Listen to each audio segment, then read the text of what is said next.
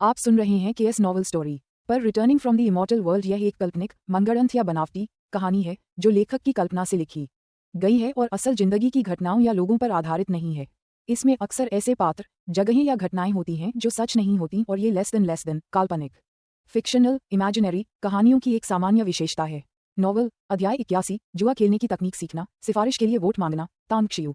Ouyang Lulu ने इस नाम को अपने दिल में गहराई से बसा लिया। वह भली भांति जानती थी कि चू यी और बाई ताओ द्वारा याद किए जाने वाले व्यक्ति का कितना महत्व होता है। इतना ही नहीं, इस व्यक्ति की प्रशंसा लॉन्ग झेंग्यू भी करते थे, इसलिए उन्हें कम आंकना बिल्कुल भी उचित नहीं था।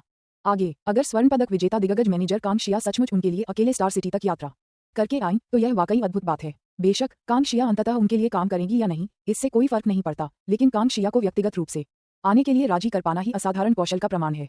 ऐसा लगता है कि मुझे लॉन्ग झेंग्यू की तुलना में इस तांग शियू में अधिक रुचि है, ओयांग लुलू ने मुस्कुराते हुए कहा और दोनों पुरुषों को ताजी बनी चाय थमा दी। बाई ताओ ने अपने दिल में उठे सदमे को दबाते हुए चाय ली और कहा, मैं भी ऐसा ही महसूस करता उस चू यी ने वाकई मेरी दिलचस्पी जगा दी है। अगर वह सच में काबिल है तो मुझे एक और दोस्त पाकर कोई आपत्ति नहीं होगी। चू यी ने सिर हिलाते हुए कहा, तांग शियू से दोस्ती करना आसान नहीं होगा। जब मैं स्टार सिटी में था और मुझे याद है, लॉन्ग झेंग्यू और तांग शियू सच्चे दोस्त नहीं थे। भले ही लॉन्ग झेंग्यू ने उन्हें एक विला दिया और बिना किसी हिचकिचाहट के उनकी मदद की, लेकिन इस दुनिया में कुछ लोग हितों के टकराव के बिना आसानी से दोस्त बन जाते हैं। पर एक बार हित जुड़ जाने पर सच्चे दोस्त बनना स्वर्ग में जाने से भी ज्यादा मुश्किल होता है। ओयांग लुलू ने हल्की सी मुस्कान के साथ कहा, ठीक है, अब इस बारे में और बात नहीं करते। तुम दोनों इतनी दूर जिंगमिंग द्वीप तक आए हो, सिर्फ मेरे जैसे पुराने सहपाठी से पुरानी यादें ताज़ा करने के लिए तो नहीं है ना? बताओ, क्या यहाँ कुछ ऐसा है जिसमें मैं भी शामिल हो सकूं? बाई ताओ और चू यी ने एक दूसरे की ओर देखा और चू यी हंसते हुए बोली, मुझे 2 दिन पहले एक फोन आया था। मेरे छोटे भाई के एक आदमी ने हाल ही में जिंगमिंग द्वीप पर एक जुआ अड्डा चलाया और एक युवक को ठग लिया। नतीजतन छोटे भाई की पिटाई हुई और बड़े भाई ने बीच बचाव किया। इस तरह मेरे छोटे भाई ने बड़े भाई से एक उच्च गुणवत्ता वाला जेड पेंडेंट जीत लिया। आप जानते हैं कि मुझे जेड और ऐसी चीजों में बहुत रुचि है और मैं जेड और पन्ना का व्यापार भी करता हूँ, इसलिए मैं देखने आया था। ओयांग लुलू हंसते हुए बोली, मुझे इसके बारे में पता है। जिसके साथ धोखाधड़ी हुई है उसका नाम जिया रुईदाओ है। वह पहले एक जाने माने पेशेवर जुआरी थे और उन्हें उस्ताद की श्रेणी में भी मुश्किल से ही गिना जा सकता था। दुर्भाग्य से इस बार उनका सामना एक ताकतवर प्रतिद्वंद्वी ये ताइफू से हुआ, जो मकाओ के शीर्ष 3 जुआरियों में शुमार गोल्डन फिंगर है। यह एक भयानक नुकसान था। उन्होंने न केवल अपनी सारी संपत्ति खो दी, बल्कि अपने कई पुराने दोस्तों से करोड़ों रुपये उधार भी लिए थे। मेरा अनुमान है कि वह फिर से सब कुछ खोने वाले हैं। चू यी हंसते हुए बोली, मुझे जुए में कोई दिलचस्पी नहीं है, लेकिन मुझे उस जेड पेंडेंट में दिलचस्पी है। ओयांग लुलू ने समय देखा और कहा, संयोग से आज जुआ खेल रहे हैं, क्या तुम देखने जाना चाहोगी? और चूंकि तुम मेरे घर पर हो तो तुम्हें पता ही होगा कि ये ताइफू और जिया रुईदाओ का जुआ हमारे पैराडाइज क्लब में हो रहा है ना? बैंग बैंग दरवाजे पर दस्तक हुई और एक अधेड़ उम्र का आदमी कमरे में दाखिल हुआ। यह क्या है? ओयांग लुलू ने अनायास ही पूछा। अधेड़ उम्र के व्यक्ति ने कहा, बॉस, नीचे जो जुआ का खेल चल रहा था, ये ताइफू और जिया रुईदाओ के बीच। जिया रुईदाओ ने अचानक खेल रोक दिया और हमारे पैराडाइज क्लब से ये कहते हुए चले गए कि खेल कल के लिए पुनर्निर्धारित किया जाएगा। ओयांग लुलू ने भौहें उठाई, चू यी की ओर देखा और मुस्कुराते हुए कहा, लगता है आज आप नहीं देख पाएंगे। चलिए चलते हैं, आज रात मैं आपको खाना खिलाऊंगी। ठीक है। चू यी और बाई ताओ को इस बात की परवाह नहीं थी कि वे जुए का खेल देखें या नहीं, इसलिए उन्हें बिल्कुल भी निराशा नहीं हुई।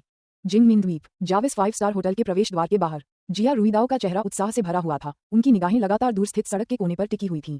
उनके बगल में उनके दूसरे शिष्य झांग टिएचुन भी आशा भरी निगाहों से देख रहे थे। उनका उद्धारकर्ता आने ही वाला था। वे भली भांति जानते थे कि आने वाला यह विशिष्ट अतिथि उनकी अंतिम उम्मीद साबित होगा। गुरुजी, गुरु तांग जल्द ही आने वाले हैं, है ना? झांग टिएचुन ने अपनी कलाई उठाई, अपनी घड़ी देखी और पूछा। जिया रुईदाओ ने कहा, हाँ, तर्क के हिसाब से तो उसे अब तक यहाँ होना चाहिए था। क्या रास्ते में कुछ हुआ होगा? झांग टिएचुन की निगाहें तेज हो गईं और उसने सड़क के कोने की ओर इशारा करते हुए पूछा, गुरुजी, वह कार ही होनी चाहिए, है ना? जिया रुईदाओ ने अपने दूसरे शिष्य के हाथ का पीछा किया और तुरंत खुशी से चिल्लाया, हाँ, ये तुम्हारे छोटे भाई की कार है, वही वापस आ रहा होगा। गाड़ी रुक गई। जिया रुईदाओ दौड़कर कार तक पहुंची और खुद दरवाजा खोल दिया। भाई तांग। जिया रुईदाओ ने तांग शियू को देखते ही उत्साह से चिल्ला उठा। हालांकि उनके संबोधन के तरीके ने उनके तीनों शिष्यों को आश्चर्यचकित कर दिया और वे शर्म से लाल हो गए। आखिरकार सबसे छोटा शिष्य जिया येले भी तांग शियू से 5 या 6 साल बड़ा था। इस संबोधन ने सीधे तौर पर उनकी वरिष्ठता को एक पीढ़ी कम कर दिया। तांग शियू ने सिर हिलाकर कहा, क्या तुम जुए की मेज पर नहीं थे? तुम वापस क्यों आए हो? जिया रुईदाओ ने कड़वाहट से कहा, मैंने लगभग अपना सारा पैसा खो दिया है। मुझे तुम्हारे लिए कुछ पैसे बचाने थे ताकि तुम कल उनके खिलाफ जुआ खेल सको, इसलिए मैंने बीच में ही अपना काम रोक दिया और जल्दी से वापस आ गई। तांग शियू ने कहा, चलो चलते हैं, अंदर जाकर बात करते हैं। जाविस होटल की सबसे ऊपरी मंजिल पर स्थित प्रेसिडेंशियल स्वीट में तांग शियू और जिया रुईदाओ बैठक कक्ष में सोफे पर बैठे थे, जबकि जिया रुईदाओ के 3 शिष्य उनके पीछे खड़े थे। जिया येले की निगाहें हर बार जब अपने पिता की ओर घूमती तो उनमें भय का भाव और भी अधिक स्पष्ट हो जाता था। भाई तांग, मेरे आभार को शब्दों में व्यक्त करना असंभव है। इतनी दूर से मेरी मदद करने के लिए आने के लिए मैं, जिया रुईदाओ, इस कृतज्ञता को अपने हृदय में अंकित रखूंगा। भविष्य में यदि आपको कभी मेरी आवश्यकता हो, चाहे इसके लिए मुझे तलवारों के पहाड़ों या आग के सागरों से होकर गुजरना पड़े, मैं, जिया रुईदाओ, जरा भी संकोच नहीं करूंगा, जिया रुईदाओ ने सच्चे भाव से कहा। तांग शियू ने कहा, मुझे अपने प्रतिद्वंदी के बारे में जानकारी दीजिए। जिया रुईदाओ ने तुरंत अपने दूसरे शिष्य झांग टिएचुन को इशारा किया। कुछ ही देर में सूचना तांग शियू के हाथ में थी। जब तांग शियू सूचना देख रहा था, जिया रुईदाओ ने कहा, हमारे प्रतिद्वंदी का नाम चेंग काई है, जो जिंगमिन द्वीप का एक प्रसिद्ध खानदान है। इस बार उसने ये ताइफू को आमंत्रित करने के लिए बहुत पैसा खर्च किया है। न केवल मेरे शिष्य बल्कि मैं भी कई राउंड हार चुका हूँ। ये ताइफू मकाओ के शीर्ष 3 जुआरी उस्तादों में से एक है और गोल्डन फिंगर के नाम से जाना जाता है। मैंने पहले सोचा था कि भले ही मैं उससे ज्यादा ताकतवर न हूँ, लेकिन उससे बहुत बुरा भी नहीं होऊंगा। लेकिन अफसोस। तांग शियू अपने हाथ में मौजूद जानकारी को देखते हुए जिया रुईदाओ का वर्णन सुन रहा था। 10 मिनट से अधिक समय बीतने के बाद उसे पूरी घटना की पूर्ण समझ और अपने प्रतिद्वंदी की स्थिति का सामान्य ज्ञान हो गया था। एक बहुत ही दुर्जेय गुरु। तांग शियू ने मन ही मन आह भरी जिया रुईदाओ की ओर देखा और कहा, मैं उनके खिलाफ जुआ खेलने में आपकी मदद कर सकता हूँ, लेकिन मेरी कुछ शर्तें हैं। जिया रुईदाओ ने कहा, कृपया मुझे बताएं। तांग शियू ने कहा, सबसे पहले मैं स्पष्ट कर दूं कि मुझे जुआ खेलना नहीं आता। मुझे लगता है कि आप ये जानते ही होंगे। आखिरकार जब हम एक दूसरे के खिलाफ जुआ खेल रहे थे, तब मैं चुपके से आपके कौशल सीख रहा था। अगर मैं हार भी जाता हूँ तो आप मुझे दोष नहीं दे सकते। जिया रुईदाओ ने गंभीरता से कहा, मैं बिल्कुल नहीं करूंगी। तांग शियू ने कहा, अगर मैं जीत जाता हूँ तो मुझे आपकी मूल राशि की परवाह नहीं होगी, लेकिन मुझे जीती हुई सारी रकम का आधा हिस्सा चाहिए।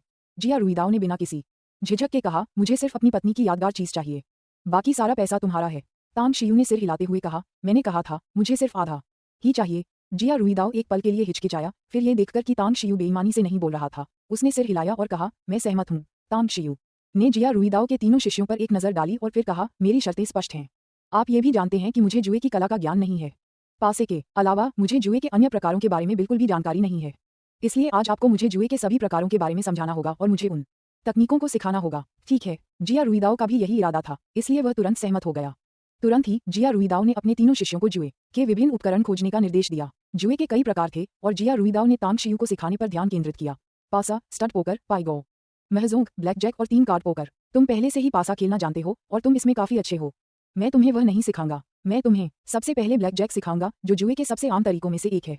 मैं पिछले कुछ दिनों से ये ताइफू के साथ ज्यादातर ब्लैक जैक ही खेल रहा हूँ। ब्लैक जैक में आमतौर पर 1 से 8 डेक कार्ड का उपयोग किया जाता है। डीलर प्रत्येक खिलाड़ी को 2 कार्ड देता है, एक कार्ड ऊपर की ओर जिसे अप कार्ड कहा जाता है और एक कार्ड नीचे की ओर जिसे होल कार्ड कहा जाता है। कुल मिलाकर आम जुआरी शायद केवल भाग्य के भरोसे ही जीतते या हारते हैं, लेकिन जुए के सच्चे उस्ताद पूरी तरह से विभिन्न तकनीकों पर निर्भर रहते हैं। सीधे शब्दों में कहें तो वे तकनीकें लगभग सभी हाथ की सफाई होती हैं, जिनका इस्तेमाल लोगों को धोखा देने के लिए किया जाता है। कहावत है, 10 में से 9 जुए धोखाधड़ी होते हैं। जिया रुईदाओ ने तांग शियू को प्रदर्शन दिखाते हुए समझाया। उनके हाथों की हरकतें लगातार बदलती रहीं। उनकी कुशल चालबाजी और बिजली की तरह तेज गति ने तांग शियू को मन ही मन आश्चर्यचकित कर दिया। हर पेशे में उस्ताद होते हैं। अगर कोई जुए में इतनी महारत हासिल कर ले तो वह यकीनन बहुत धन कमा सकता है। बेशक इसके लिए पूर्व शर्त ये थी कि पैसा जीतने का अवसर हो और क्या व्यक्ति के पास उसे खर्च करने के लिए पर्याप्त समय हो। दूसरा प्रकार स्टड पोकर है। तीसरा प्रकार पाई गो है। चौथा प्रकार यह है। समय धीरे धीरे बीतता गया और देखते ही देखते शाम हो गई। जिया रुईदाओ और तांग शियू दोनों ने कुछ खाया नहीं था, यहाँ तक कि उन्हें भूख का भी एहसास नहीं हुआ था। एक पूरे मन से पढ़ा रहा था और दूसरा पूरे उत्साह से सीख रहा था, यहाँ तक कि उन्हें रात होने का पता भी नहीं चला। अंतिम प्रकार 3 कार्ड वाला पोकर। जिया रुईदाओ ने ताश के पत्तों का एक नया डेक उठाया, उसमें से जोकर निकाले और फिर तांग शियू की ओर देखते हुए कहा, खेलने का ये तरीका।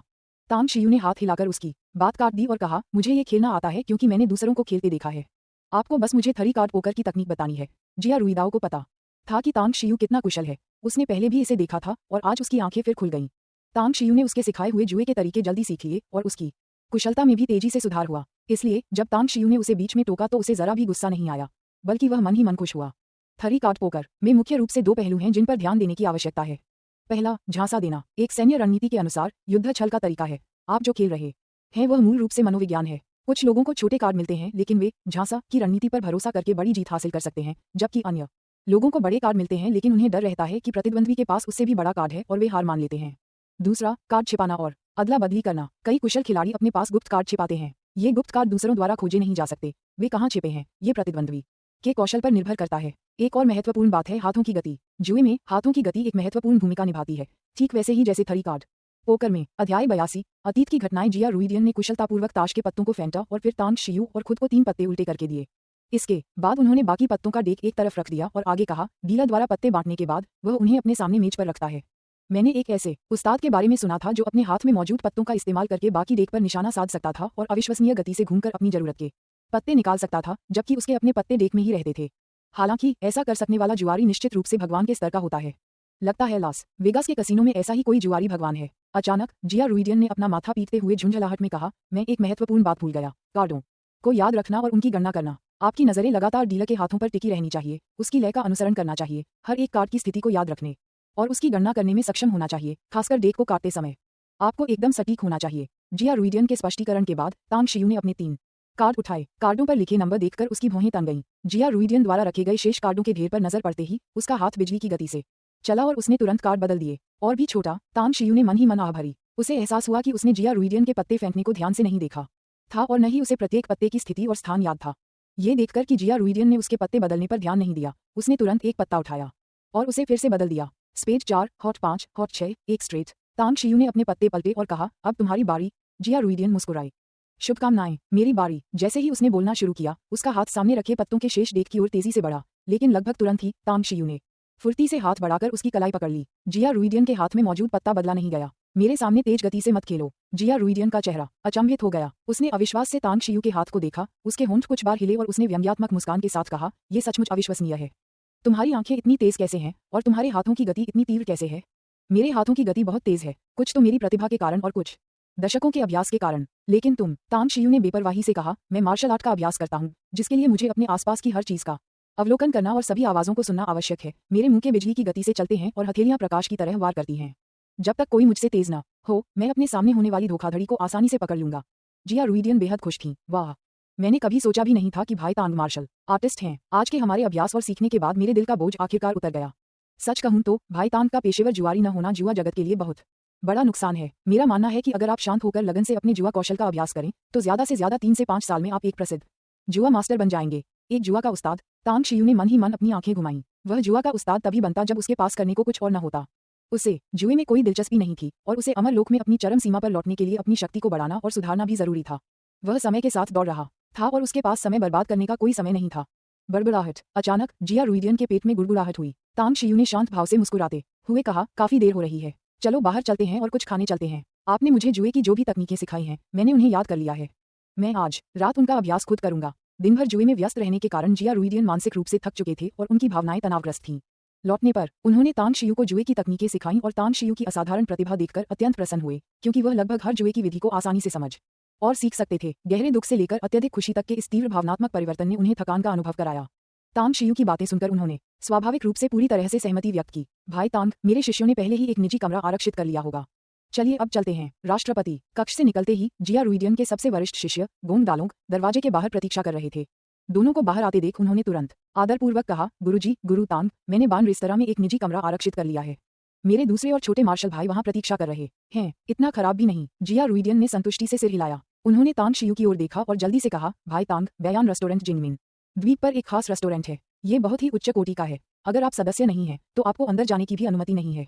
हम, तांग शियू ने अनिर्णयपूर्वक सिर हिलाया। उन्हें ग्रामीण इलाकों के उन रेस्तरां और क्लबों से कोई खास लगाव नहीं था जो लगातार पहचान पत्र और उपाधियां मांगते रहते थे, क्योंकि इस नए युग का नारा था, सब बराबर हैं, एक सामंजस्यपूर्ण समाज का निर्माण करो। हालांकि इस तरह की प्रवेश बाधाएं लोगों को अलग अलग वर्गों में बांट देती थीं। अगर यह साधना जगत में होता तो तांग शियू शायद इससे अभ्यस्त हो जाते, लेकिन इस नए युग में इससे उन्हें ऐसा महसूस हुआ जैसे वे अच्छी प्रतिष्ठा बनाए रखने की कोशिश में कोई शर्मनाक काम कर रहे हों।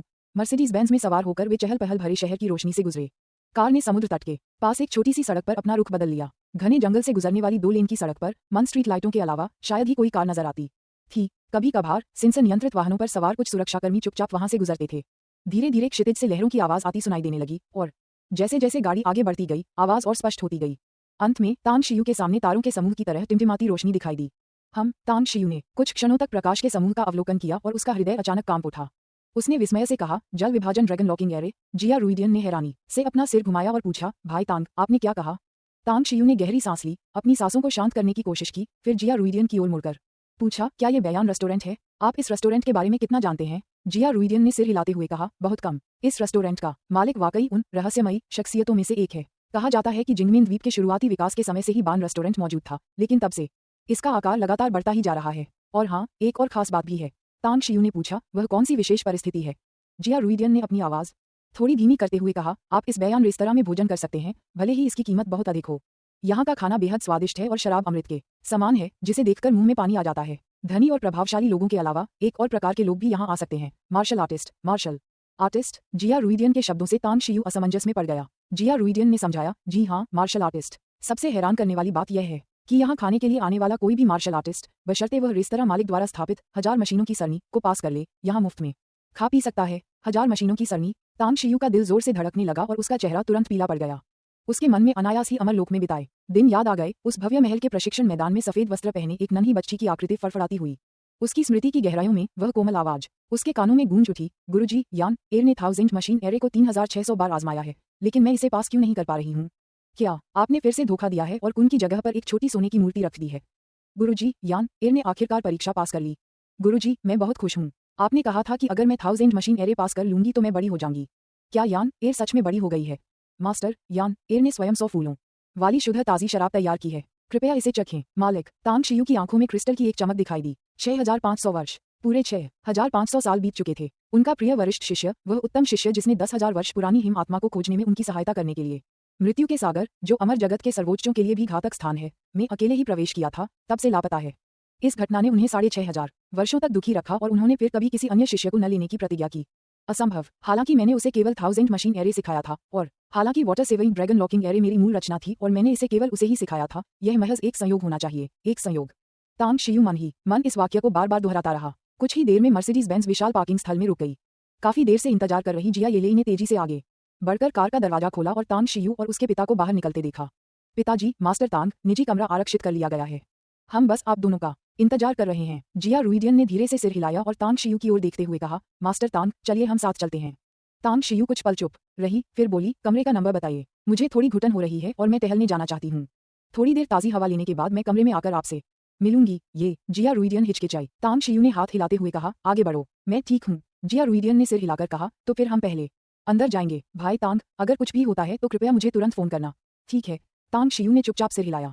जिया रुइडियन और उनके शिष्यों को विदा करने के बाद तांग शियू ने एक दिशा तय की, जंगल के रास्ते से होते हुए फव्वारे वाले चौक को पार किया और सीधे समुद्र तट की ओर चल पड़ा। तारों से जगमगाते समुद्र की रोशनी में एक अकेली नाव किनारे से 1000 मीटर दूर लहरों के साथ बह रही थी।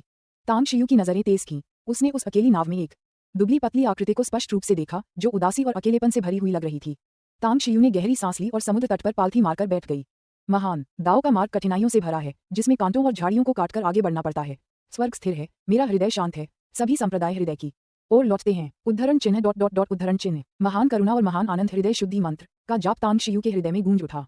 चारों दिशाओं से स्वर्ग और पृथ्वी की आध्यात्मिक ऊर्जा गर्जना करते हुए उसके अशांत हृदय को निर्मल झरने की तरह धो रही थी।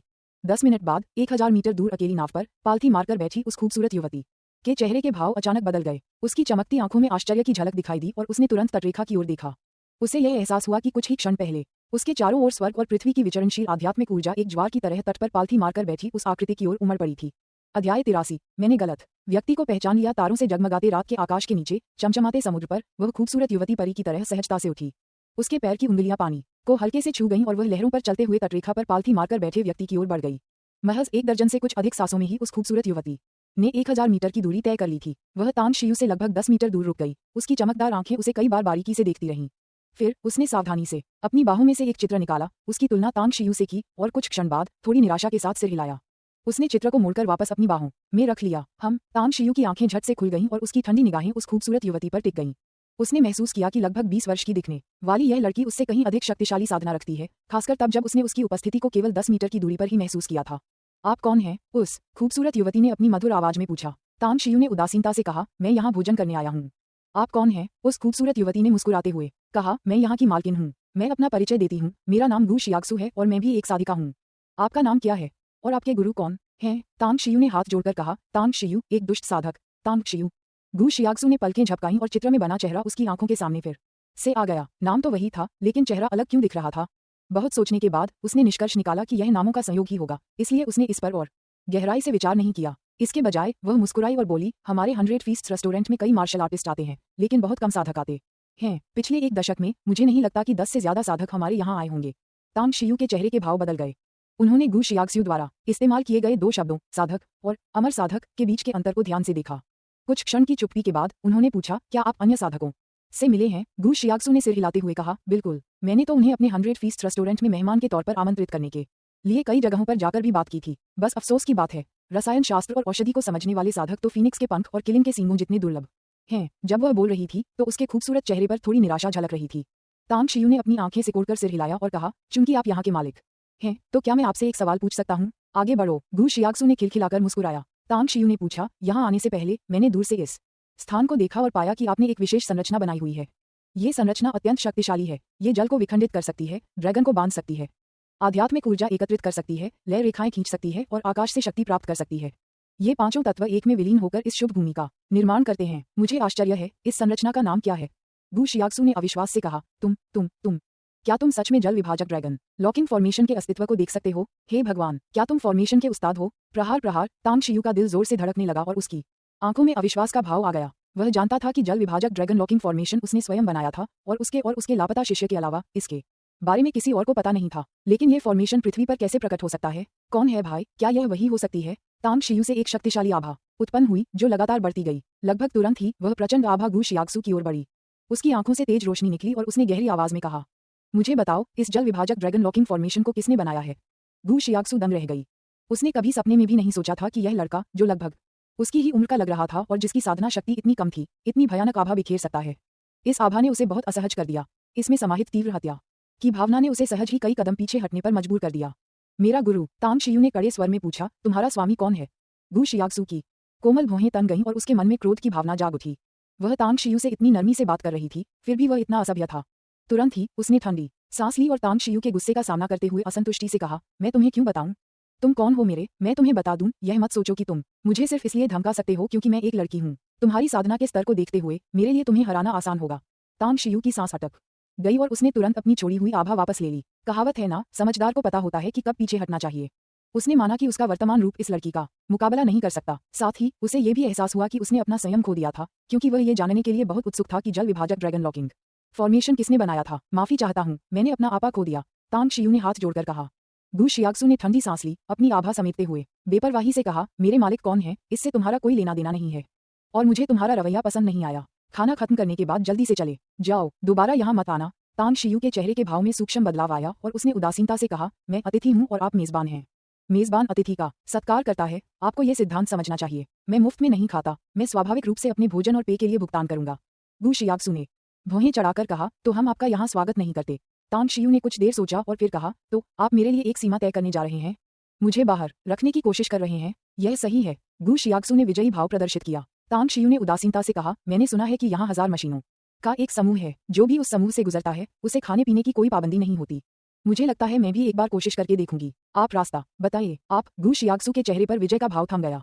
1000 मशीन एरे का नियम उसके गुरु ने तय किया था। जो भी इसे सफलतापूर्वक चुनौती देता वह 100 फीस्ट रेस्टोरेंट का वीआईपी बन जाता। न केवल उसके सभी खर्चे माफ कर दिए जाते बल्कि उसे बेहतरीन सुविधाएं भी मिलती।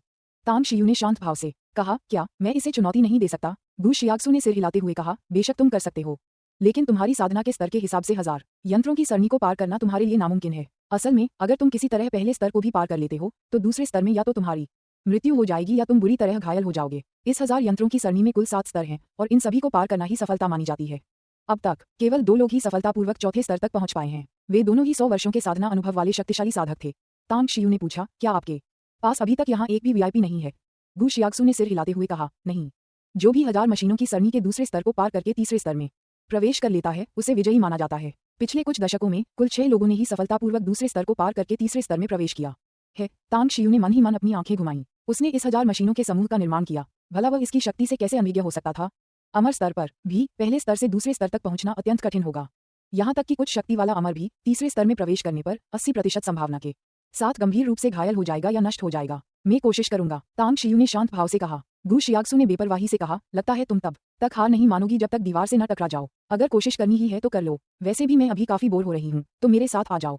तांग शियू ने कुछ नहीं कहा और गु शियाक्सु के पीछे घने जंगल में चली गई। रास्ते में उन्हें काले सूट पहने कई सुरक्षाकर्मी मिले। जब उन्होंने गु शियाक्सु के पीछे तांग शियू को देखा तो उनके चेहरों पर अजीब भाव आ गए। अजीब बात है, हमने युवा बॉस को किसी अपरिचित युवक के साथ पहली बार देखा है ना? उस युवक का बैकग्राउंड क्या है? क्या वह इतना महत्वपूर्ण है कि युवा बॉस व्यक्तिगत रूप से उसके साथ जाए? युवा बॉस अब बड़ी हो गई है, क्या वह भी प्यार की तलाश में है? उसका पीछा करने वाला युवक तो असाधारण दिखता है। ऐसा कैसे हो सकता है? क्या युवा बॉस हमेशा पुरुषों को नीची नजरों से नहीं देखती, उन्हें तुच्छ नहीं समझती? वह किसी अनजान युवक के साथ कैसे चल सकती है? वह युवक देखने में तो सभ्य लगता है, लेकिन वह हमारे युवा बॉस के लायक बिल्कुल नहीं है। मेरी नज़र में तो इस दुनिया में कोई भी हमारे युवा बॉस के लायक नहीं है। एक मेढक हंस का मांस खाना चाहता है। एक नश्वर प्राणी किसी परी जैसी युवा बॉस को कैसे छू सकता है? नालायक कहीं का। तांग शियू और गु शियाक्सु अपनी तेज सुनने की क्षमता के कारण सुरक्षाकर्मियों की बातें स्पष्ट रूप से सुन पाईं। गु शियाक्सु, जो तांग शियू की ओर पीठ करके आगे चल रही थी, उसके होठों पर एक घुंघराली मुस्कान थी और उसके चेहरे पर गहरी हंसी झलक रही थी। उसके पीछे चल रही तांग शियू के चेहरे पर एक कड़वी मुस्कान थी। सुरक्षाकर्मियों की बातें सुनकर उसे लगभग ऐसा लगा जैसे वह गोबर का ढेर हो और उम्मीद कर रहा हो कि गु शियाक्सु, ये ताज़ा फूल उस पर चिपक जाए। पटुई पटुई पटुई। तांग शियू ने मन ही मन इस बेतुके विचार को दूर भगाया और उसकी नज़र गु शियाक्सु के बगल से हटकर सामने की ओर चली गई। फिर उसके होठों से अनायास ही शब्द निकले, तुम्हारा उपनाम गु है? क्या ये अकेलापन वाला गु है? मेरा एक पुराना दोस्त था जिसका उपनाम भी यही था। गु शियाक्सु ने अपना सिर घुमाया, उसकी आंखों में घृणा भरी थी और उसने तांग शियू को घूरते हुए कहा, तुम्हें मेरे करीब आने की कोशिश करने की जरूरत नहीं है। थाउजेंड मशीन एरे को चुनौती देना एक पवित्र मामला है। चाहे तुम मुझे मीठी मीठी बातें करके कितना भी मना लो, मैं तुम्हारी मदद नहीं करूंगी। साथ ही गु उपनाम वाले लोग बहुत कम होते हैं और मेरा उनमें से किसी से भी कोई संबंध नहीं है।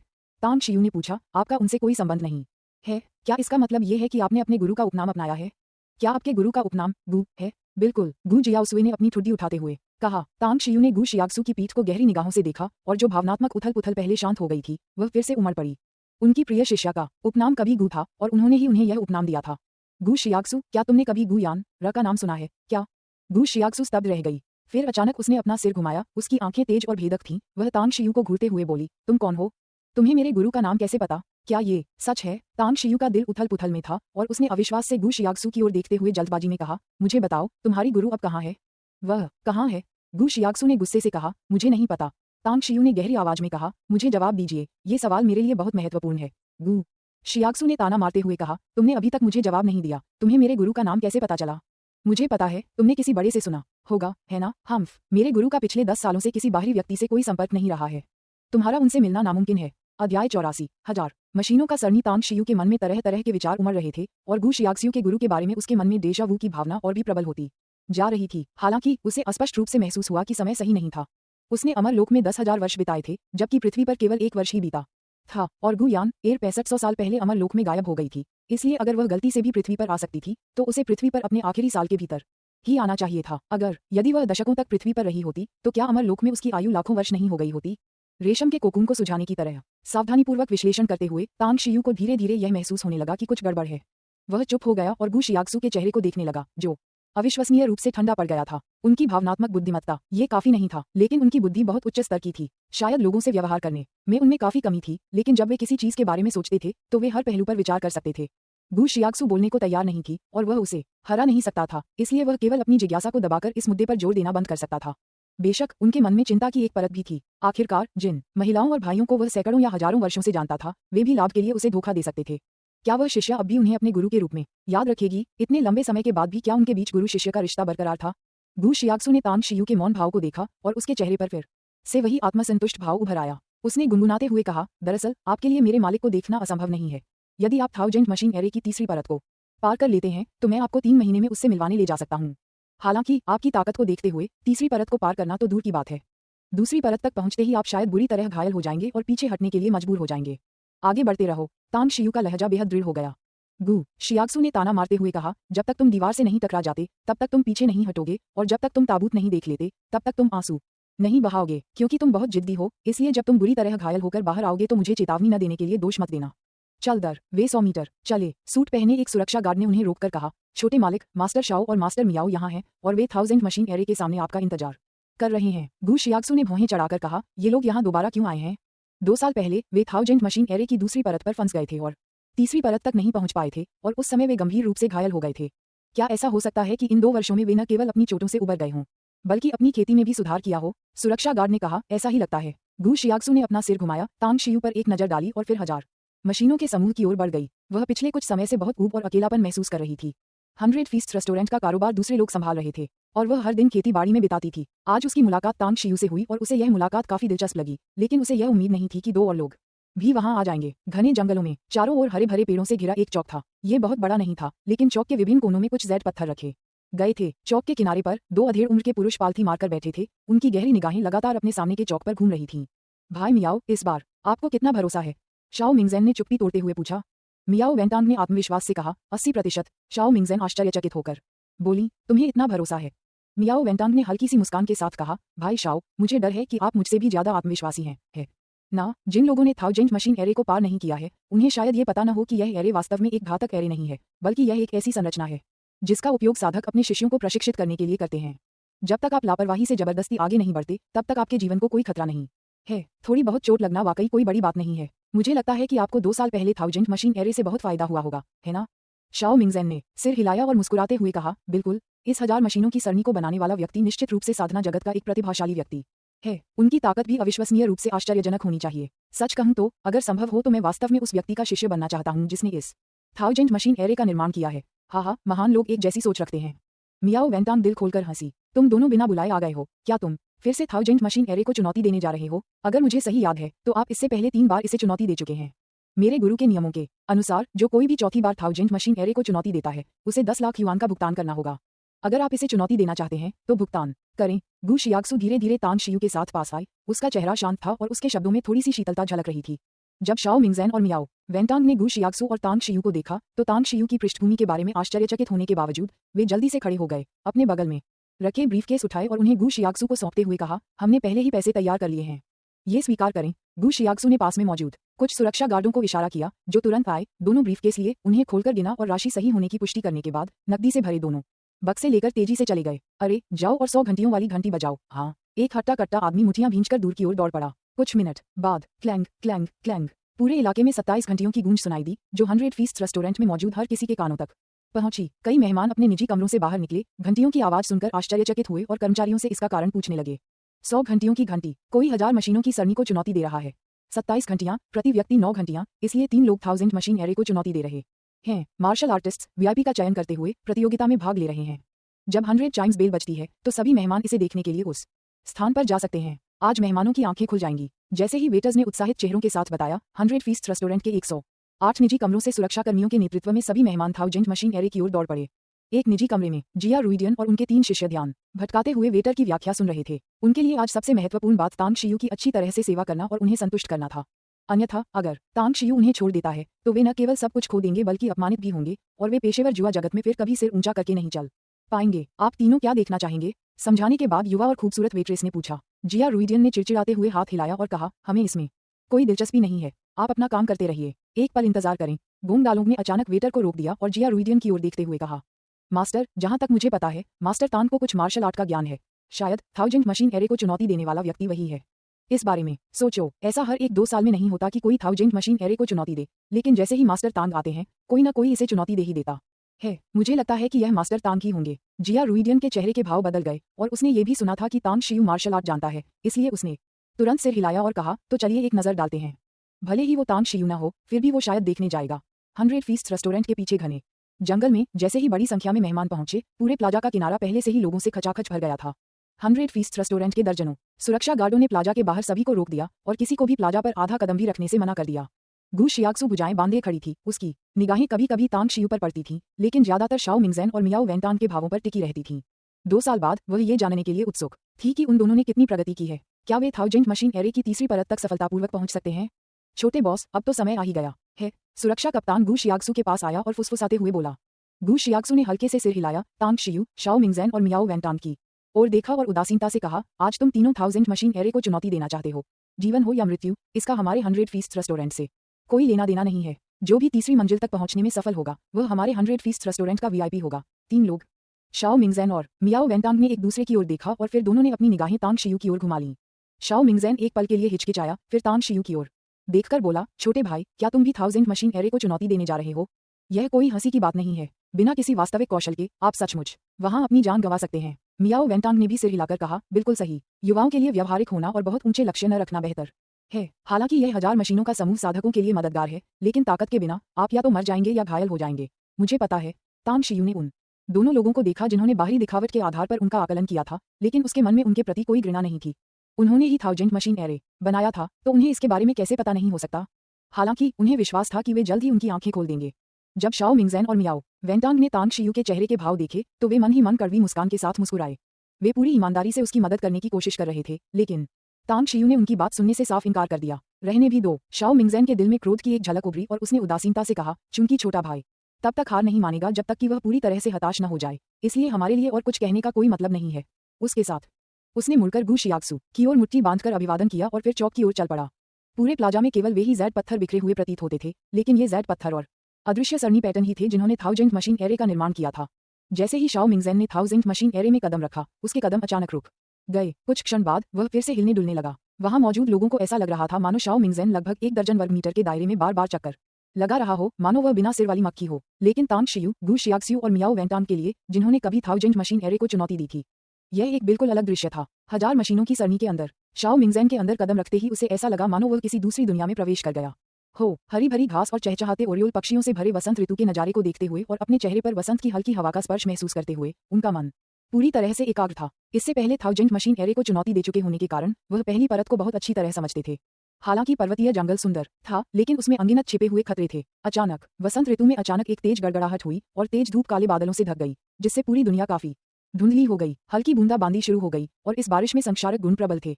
ये यहाँ है। शाओ मिंगजेन का दिल घबरा गया और उसने सतर्कता से चारों ओर देखा और तुरंत पाया कि आसपास के जंगलों में बाहों जितने मोटे चित्तीदार सांप उसके चारों ओर जमा हो रहे थे। हम पहले भी ऐसा अनुभव कर चुके। शाओ मिंगजेन शांत रहे। उसने अपने हाथ में हाथ डाला और पीले रंग का एक कागज का ताबीज निकाला। जैसे ही उसने अपनी कलाई झटक दी, पीले कागज का ताबीज भयंकर आग की चादर में बदल गया और चारों दिशाओं से उसकी ओर दौड़ रहे चित्तीदार सांपों की ओर तेजी से बढ़ने लगा।